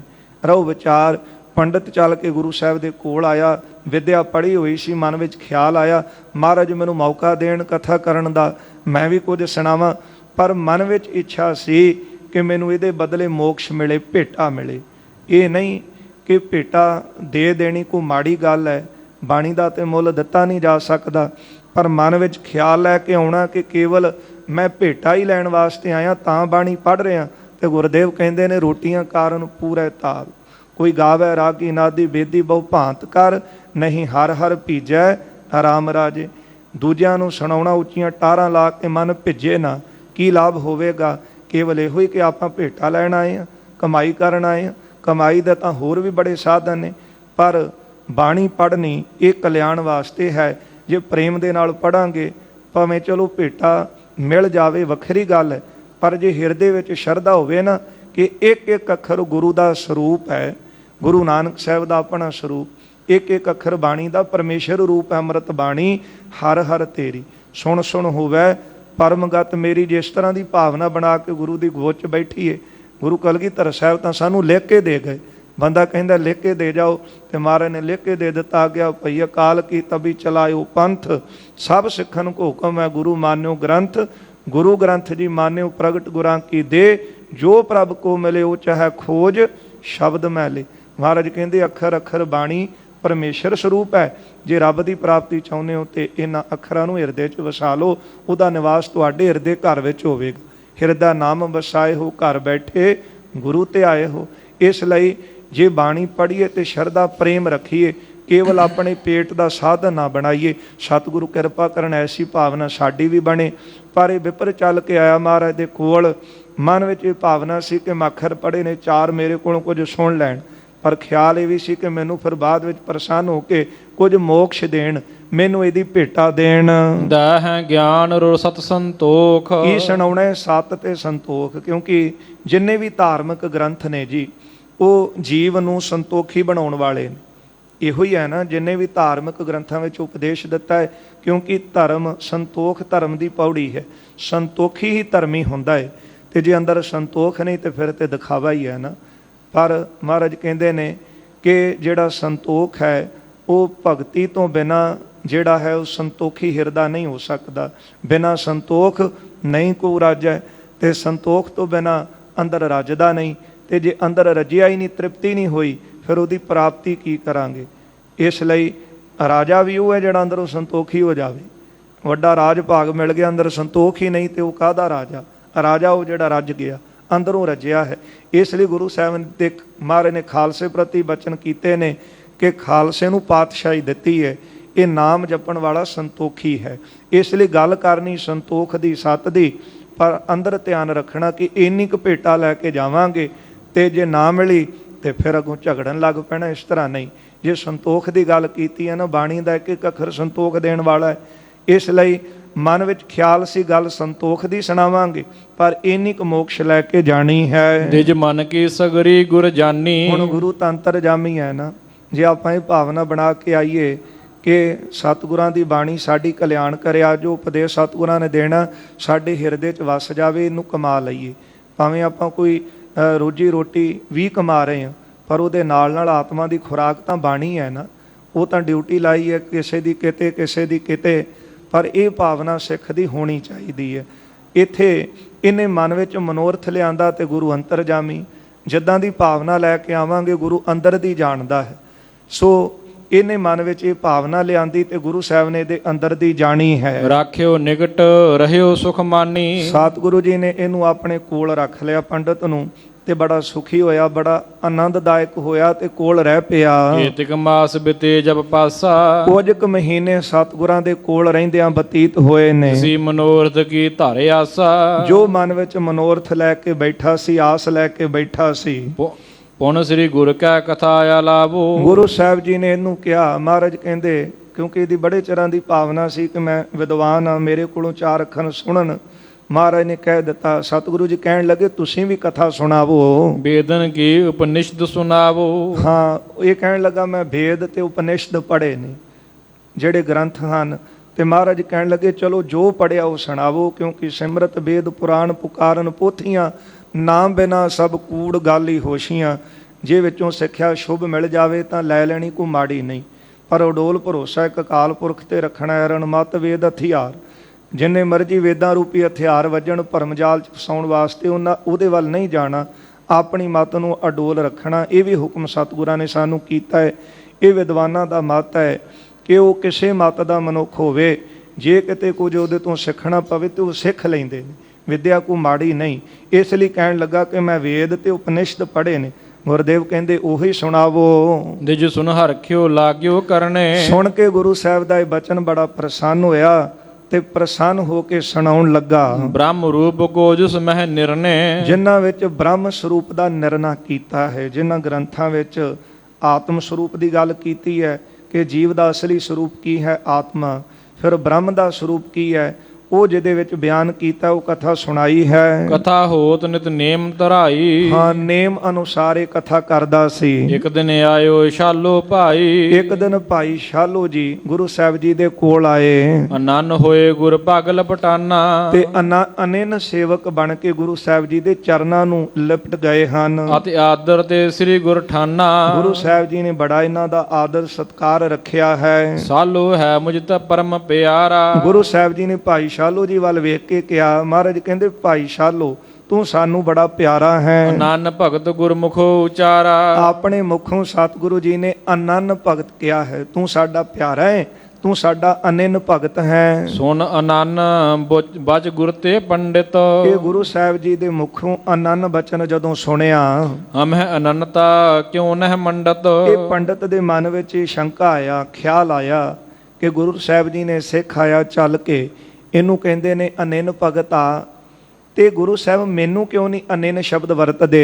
ਵੇਦ ਸਿਧਾਂਤ ਕਥਾ ਜੋ ਸੁਣਾਵਾ। ਮੈਂ ਤਾਂ ਹਰ ਸਮੇਂ ਵੇਦਾਂ ਦਾ ਸਿਧਾਂਤ ਕਥਾ ਸੁਣਾਉਂਦਾ ਹਾਂ, ਹਮ ਕੋ ਨਹਿ ਅਨੰਨ ਮੁਖ ਗਾਵਾ। ਪਰ ਸਾਨੂੰ ਆਪਣੇ ਮੂੰਹੋਂ ਅਨੰਨ ਕਰਕੇ ਕਦੇ ਨਹੀਂ ਬੁਲਾਇਆ। ਪੰਡਤ ਮਨ ਮਹਿ ਐਸ ਵਿਚਾਰੀ। ਇਸ ਪੰਡਤ ਦੇ ਮਨ ਵਿੱਚ ਇਹ ਖਿਆਲ ਆਇਆ ਕਿਮ ਪਿਰਤਾਵਾ ਲਿਹੋ ਮਨ ਧਾਰੀ। ਕਿ ਕਿਸ ਤਰ੍ਹਾਂ ਮੈਂ ਇਸ ਗੱਲ ਨੂੰ ਪਰਖਾਂ, ਕਿਸ ਤਰ੍ਹਾਂ ਇਸ ਗੱਲ ਦੀ ਤਸੱਲੀ ਕਰਾਂ ਕਿ ਮੈਂ ਇੰਨਾ ਵਿਦਵਾਨ ਗਿਆਨੀ ਗ੍ਰੰਥ ਮੈਂ ਸੁਣਾਵਾਂ। ਪਰ ਇੱਕ ਸਿੱਖ ਚੱਲ ਕੇ ਆਇਆ ਤੇ ਇਹਨੂੰ ਆਉਂਦਿਆਂ ਹੀ ਕਹਿੰਦੇ ਨੇ ਅਨੰਨ ਭਗਤ ਆ, ਕਿ ਬਹੁਤ ਵੱਡਾ ਭਗਤ ਹੈ ਤੂੰ, ਅਨੰਨ ਸ਼ਬਦ ਇਹਦੇ ਲਈ ਵਰਤਿਆ, ਮੇਰੇ ਲਈ ਗੁਰੂ ਸਾਹਿਬ ਇਹ ਸ਼ਬਦ ਕਿਉਂ ਨਹੀਂ ਵਰਤਦੇ। ਇਹਨੇ ਮਨ ਵਿੱਚ ਖਿਆਲ ਕੀਤਾ, ਪੰਡਿਤ ਮਨ ਕੀ ਸ੍ਰੀ ਗੁਰ ਜਾਣੈ। ਹੁਣ ਗੁਰੂ ਸਾਹਿਬ ਅੰਤਰਜਾਮੀ ਨੇ, ਜੇ ਪਹਿਲਾਂ ਮਨ ਵਿੱਚ ਜੋ ਲੈ ਕੇ ਆਇਆ ਸਤਿਗੁਰੂ ਜੀ ਨੇ ਉਹਦੀ ਭਾਵਨਾ ਪੂਰੀ ਕਰ ਦਿੱਤੀ। ਹੁਣ ਮਨ ਵਿੱਚ ਇਹਨੇ ਖਿਆਲ ਰੱਖਿਆ, ਜਿਸ ਤਰ੍ਹਾਂ ਜਹਾਂਗੀਰ ਨੇ ਇੱਕ ਵਾਰੀ ਕੀਤਾ ਖਿਆਲ ਕਿ ਸੱਚੇ ਪਾਤਸ਼ਾਹ ਲੋਕ ਇਹਨਾਂ ਨੂੰ ਕਹਿਣ ਮੈਂ ਇੰਨਾ ਵੱਡਾ ਰਾਜਾ, ਮੈਨੂੰ ਸੱਚਾ ਪਾਤਸ਼ਾਹ ਕਿਉਂ ਨਹੀਂ ਕਹਿੰਦੇ। ਮਹਾਰਾਜ ਨੇ ਉਹਦਾ ਵੀ ਭਰਮ ਦੂਰ ਕੀਤਾ ਸੀ। ਇਸੇ ਤਰ੍ਹਾਂ ਇਹ ਪੰਡਤ ਦੇ ਮਨ ਦੀ ਜਾਣ ਲਈ ਸੁਨਨ ਕਥਾ ਨਿਤ ਉਦਮ ਠਾਨੈ। ਨਿਤਾਂ ਪ੍ਰਤੀ ਇਹਦੇ ਪਾਸੋਂ ਕਥਾ ਜਿਹੜੀ ਸੀ ਉਹ ਸੁਣਦੇ ਸਨ। ਉਤੇ ਸਮੀਪ ਸੋ ਅਖਿਲ ਸੁਨਾਈ। ਜਿਹੜੇ ਵੀ ਇਹਦੇ ਕੋਲ ਗ੍ਰੰਥ ਸਨ ਉਹਨਾਂ ਦੀ ਕਥਾ ਇਹਨੇ ਸਾਰਿਆਂ ਦੀ ਸੁਣਾ ਦਿੱਤੀ। ਗੁਰ ਬੂਝਿਓ ਆਗੇ ਸਮੁਦਾਈ। ਗੁਰੂ ਸਾਹਿਬ ਜੀ ਪੁੱਛਦੇ ਹਨ ਕਿ ਹੁਣ ਅੱਗੇ ਵੀ ਕੁਝ ਸੁਣਾਵੋ। ਸੋਭੇ ਕੀਜੈ ਹਮੋ ਸੁਨਾਵਨ। ਜੇ ਤੁਹਾਡੇ ਕੋਲ ਹੋਰ ਗ੍ਰੰਥ ਹਨ, ਉਹਨਾਂ ਦੀ ਵਿਦਿਆ ਹੈ ਤੇ ਉਹ ਵੀ ਸਾਨੂੰ ਸੁਣਾਵੋ। ਵਿਪਰ ਭਣਿਓ ਪੁਸਤਕ ਤਿਸ ਥਾਵਨ। ਇਹ ਕਹਿਣ ਲੱਗਾ ਕਿ ਮਹਾਰਾਜ ਮੇਰੇ ਕੋਲ ਗ੍ਰੰਥ ਇਸ ਵੇਲੇ ਕੋਲ ਗ੍ਰੰਥ ਨਹੀਂ ਹਨ। ਸਦਨ ਹਮਾਰੇ ਸਭ ਲਿਖਵਾਈ। ਉਹ ਗ੍ਰੰਥ ਜਿਹੜੇ ਨੇ ਲਿਖੇ ਹੋਏ ਮੇਰੇ ਘਰ ਵਿੱਚ ਪਏ ਹਨ। ਦੇਹੋ ਆਇਸ ਤੋ ਲਿਹੋ ਮੰਗਾਈ। ਤੁਸੀਂ ਮਹਾਰਾਜ ਮੈਨੂੰ ਆਗਿਆ ਦਿਓ ਤੇ ਮੈਂ ਉਹ ਗ੍ਰੰਥ ਜਿਹੜੇ ਨੇ ਉਹ ਘਰੋਂ ਮੰਗਵਾ ਲਵਾਂ। ਸਤਿਗੁਰ ਕਹਿਓ ਅਨਾਮ ਸਾਰੀ। ਸਤਿਗੁਰੂ ਜੀ ਕਹਿਣ ਲੱਗੇ ਉਸ ਵੇਲੇ, ਮਹਾਰਾਜ ਕਹਿੰਦੇ ਜਾਓ ਗ੍ਰੰਥ ਮੰਗਵਾ ਲਓ। ਉਪਨਿਸ਼ਦ ਧਨ ਪੁਨ ਕਰੋ ਉਚਾਰੀ। ਤੇ ਉਹਨਾਂ ਗ੍ਰੰਥਾਂ ਨੂੰ ਮੰਗਵਾ ਕੇ ਤੇ ਫਿਰ ਅਗਲੀ ਕਥਾ ਉਹਨਾਂ ਦੀ ਸੁਣਾਵੋ। ਸੁਣ ਨਿਜ ਨਿਜ ਸੁਤ ਲਗਿਓ ਪਠਾਵਨ। ਗੁਰੂ ਸਾਹਿਬ ਜੀ ਤੋਂ ਬਚਨ ਸੁਣ ਕੇ ਪੰਡਤ ਨੇ ਆਪਣਾ ਪੁੱਤਰ ਆਪਣੇ ਘਰ ਨੂੰ ਭੇਜਣਾ ਚਾਹਿਆ। ਭਲੋ ਮੁਹੂਰਤ ਭਿਖ ਮਨ ਭਾਵਨ। ਸਭ ਤੋਂ ਪਹਿਲਾਂ ਚੰਗਾ ਮੁਹੂਰਤ ਸੋਧਿਆ। ਪੰਡਤ ਸੀ, ਬ੍ਰਾਹਮਣ ਸੀ, ਸਭ ਤੋਂ ਪਹਿਲਾਂ ਚੰਗੇ ਮੁਹੂਰਤ ਨੂੰ ਇਹਨੇ ਸੋਧਿਆ ਤੇ ਬੜਾ ਪ੍ਰਸੰਨ ਹੋਇਆ। ਪੂਜਾ ਕਰ ਗਣੇਸ਼ ਕੀ ਪਾਛੇ। ਫਿਰ ਪੁੱਤਰ ਨੂੰ ਭੇਜਣ ਤੋਂ ਪਹਿਲਾਂ ਮੁਹੂਰਤ ਸੋਧ ਕੇ ਤੇ ਗਣੇਸ਼ ਦੀ ਪੂਜਾ ਕੀਤੀ ਹੈ। ਸਭ ਵਿਦ ਸ਼ੁਭ ਕਰ ਗਮਨਿਓ ਆਛੇ। ਹਰ ਤਰ੍ਹਾਂ ਦੀ ਪੂਜਾ ਕਰਕੇ ਮੁਹੂਰਤ ਸੋਧ ਕੇ ਫਿਰ ਆਪਣੇ ਪੁੱਤਰ ਨੂੰ ਗ੍ਰੰਥ ਲੈਣ ਲਈ ਭੇਜਿਆ। ਲੈ ਕਰ ਗੁਰ ਤੇ ਖਰਚ ਸੋ ਪੰਥ। ਤੇ ਤੁਰਨ ਤੋਂ ਪਹਿਲਾਂ ਰਸਤੇ ਦਾ ਖਰਚਾ ਵੀ ਜਿਹੜਾ ਸੀ ਉਹ ਗੁਰੂ ਅਰਜਨ ਦੇਵ ਸਾਹਿਬ ਜੀ ਪਾਸੋਂ ਮੰਗ ਲਿਆ। ਚਲਿਓ ਵਿਪਰ ਸੁਤ ਲੈਬੇ ਗ੍ਰੰਥ। ਇਸ ਪੰਡਤ ਦਾ ਪੁੱਤਰ ਗ੍ਰੰਥ ਲੈਣ ਵਾਸਤੇ ਆਪਣੇ ਘਰ ਨੂੰ ਤੁਰਿਆ ਜਦ ਖਰ ਸਨਮੁਖ ਹੋਏ ਦਾਏ ਬਾਈ। ਪਰ ਹੋਇਆ ਕਿ ਸਾਹਮਣੇ ਇਹਦੇ ਆ ਕੇ ਜਿਹੜਾ ਖੋਤਾ ਸੀ ਉਹ ਹਿਣਕ ਪਿਆ। ਸ਼ਬਦ ਕਰਿਓ ਅਪਸ਼ਗਨ ਦਿਖਾਏ। ਜਦੋਂ ਖੋਤਾ ਹਿਣਕਿਆ ਉਹਦੀ ਆਵਾਜ਼ ਸੁਣ ਕੇ ਪੰਡਤ ਦਾ ਪੁੱਤਰ ਸਮਝ ਗਿਆ ਕਿ ਵੱਡਾ ਵਿਸ਼ੋਗਨ ਹੋਇਆ ਹੈ। ਹਟ ਆਇਓ ਤਬ ਸ੍ਰੀ ਗੁਰੂ ਸੁਣਿਓ। ਉਹ ਜਿਹੜਾ ਪੰਡਤ ਦਾ ਪੁੱਤਰ ਸੀ ਵਾਪਸ ਮੋੜ ਆਇਆ ਤੇ ਗੁਰੂ ਸਾਹਿਬ ਜੀ ਨੂੰ ਇਸ ਗੱਲ ਦਾ ਪਤਾ ਲੱਗਾ। ਵਿਪਰ ਬੁਲਾਏ ਬਾਕ ਪਰ ਭੰਨਿਓ। ਮਹਾਰਾਜ ਜੀ ਨੇ ਹੁਕਮ ਭੇਜਿਆ ਤੇ ਇਸ ਵਿਪਰ ਨੂੰ ਪੰਡਤ ਨੂੰ ਆਪਣੇ ਕੋਲ ਬੁਲਾ ਲਿਆ। ਭਗਤ ਅਨਨ ਕਹਾਵਤ ਪੰਡਿਤ। ਗੁਰਦੇਵ ਕਹਿੰਦੇ ਪੰਡਤ ਜੀ ਤੁਸੀਂ ਆਪਣੇ ਆਪ ਨੂੰ ਅਨੰਨ ਭਗਤ ਕਹਾਉਣਾ ਚਾਹੁੰਦੇ ਹੋ। ਕਰਤੇ ਯਾਤਰਾ ਕੀਨਸ ਖੰਡਤ। ਪਰ ਖੋਤਾ ਹਿਣਕਿਆ ਤੇ ਯਾਤਰਾ ਖੰਡਿਤ ਕਰ ਦਿੱਤੀ।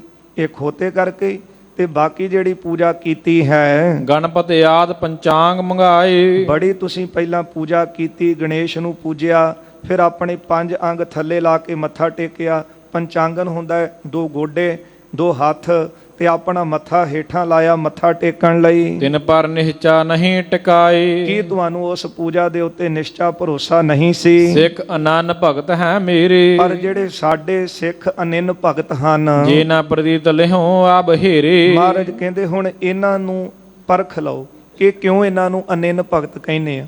ਤੁਸੀਂ ਮਹੂਰਤ ਸੋਧਿਆ, ਚੰਗੀ ਤਰ੍ਹਾਂ ਪਹਿਲਾਂ ਵਿਚਾਰ ਕੀਤੀ ਕਿ ਕਿਹੜਾ ਦਿਨ ਵਾਰ ਚੰਗਾ ਹੈ, ਕਿਹੜਾ ਸਮਾਂ ਚੰਗਾ ਮੈਂ ਆਪਣੇ ਪੁੱਤਰ ਨੂੰ ਤੋਰਾਂ। ਫਿਰ ਤੁਸੀਂ ਗਣੇਸ਼ ਦੀ ਪੂਜਾ ਵੀ ਕੀਤੀ, ਫਿਰ ਤੁਸੀਂ ਖਰਚ ਵੀ ਮੰਗਿਆ, ਪੂਜਾ ਕਰਕੇ ਮੱਥੇ ਜ਼ਮੀਨ ਤੇ ਲਾ ਕੇ ਪੁੱਤਰ ਨੂੰ ਗ੍ਰੰਥ ਲੈਣ ਲਈ ਤੋਰਿਆ ਤੇ ਖੋਤਾ ਹਿਣਕਿਆ ਤੇ ਵਾਪਸ ਆ ਗਿਆ ਪੁੱਤਰ। ਇੰਨੀ ਕੀ ਪੂਜਾ ਤੇ ਭਰੋਸਾ ਹੈ, ਤੇ ਫਿਰ ਪੂਜਾ ਕਾਹਦੀ ਕੀਤੀ ਜੀ?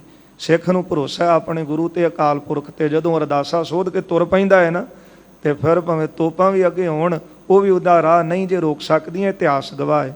ਵਿਚਾਰ ਆਪਾਂ ਰਹਿੰਦੀ ਕੱਲ ਦੇ ਦੀਵਾਨਾਂ 'ਚ ਅੱਗੇ ਕਰਾਂਗੇ, ਕਿਉਂਕਿ ਸਮਾਂ ਸਮਾਪਤੀ ਤੇ ਪਹੁੰਚ ਚੁੱਕਿਆ ਹੈ। ਧੰਨ ਗੁਰੂ ਅਰਜਨ ਦੇਵ ਸਾਹਿਬ ਸੱਚੇ ਪਾਤਸ਼ਾਹ ਮਹਾਰਾਜ ਜੀ ਨੇ ਜਿਸ ਤਰ੍ਹਾਂ ਇਹ ਦਰਸਾਇਆ ਕਿ ਅਨਿੰਨ ਭਗਤ ਕੌਣ ਹੁੰਦੇ ਨੇ, ਜਿਨ੍ਹਾਂ ਨੂੰ ਇੱਕ ਅਕਾਲ ਪੁਰਖ ਤੇ ਭਰੋਸਾ ਹੈ, ਉਹ ਅਰਦਾਸਾ ਕਰਕੇ ਤੁਰਦੇ ਹਨ ਤੇ ਫਿਰ ਉਹ ਪਿਛਾਂਹ ਨਹੀਂ ਮੁੜਦੇ।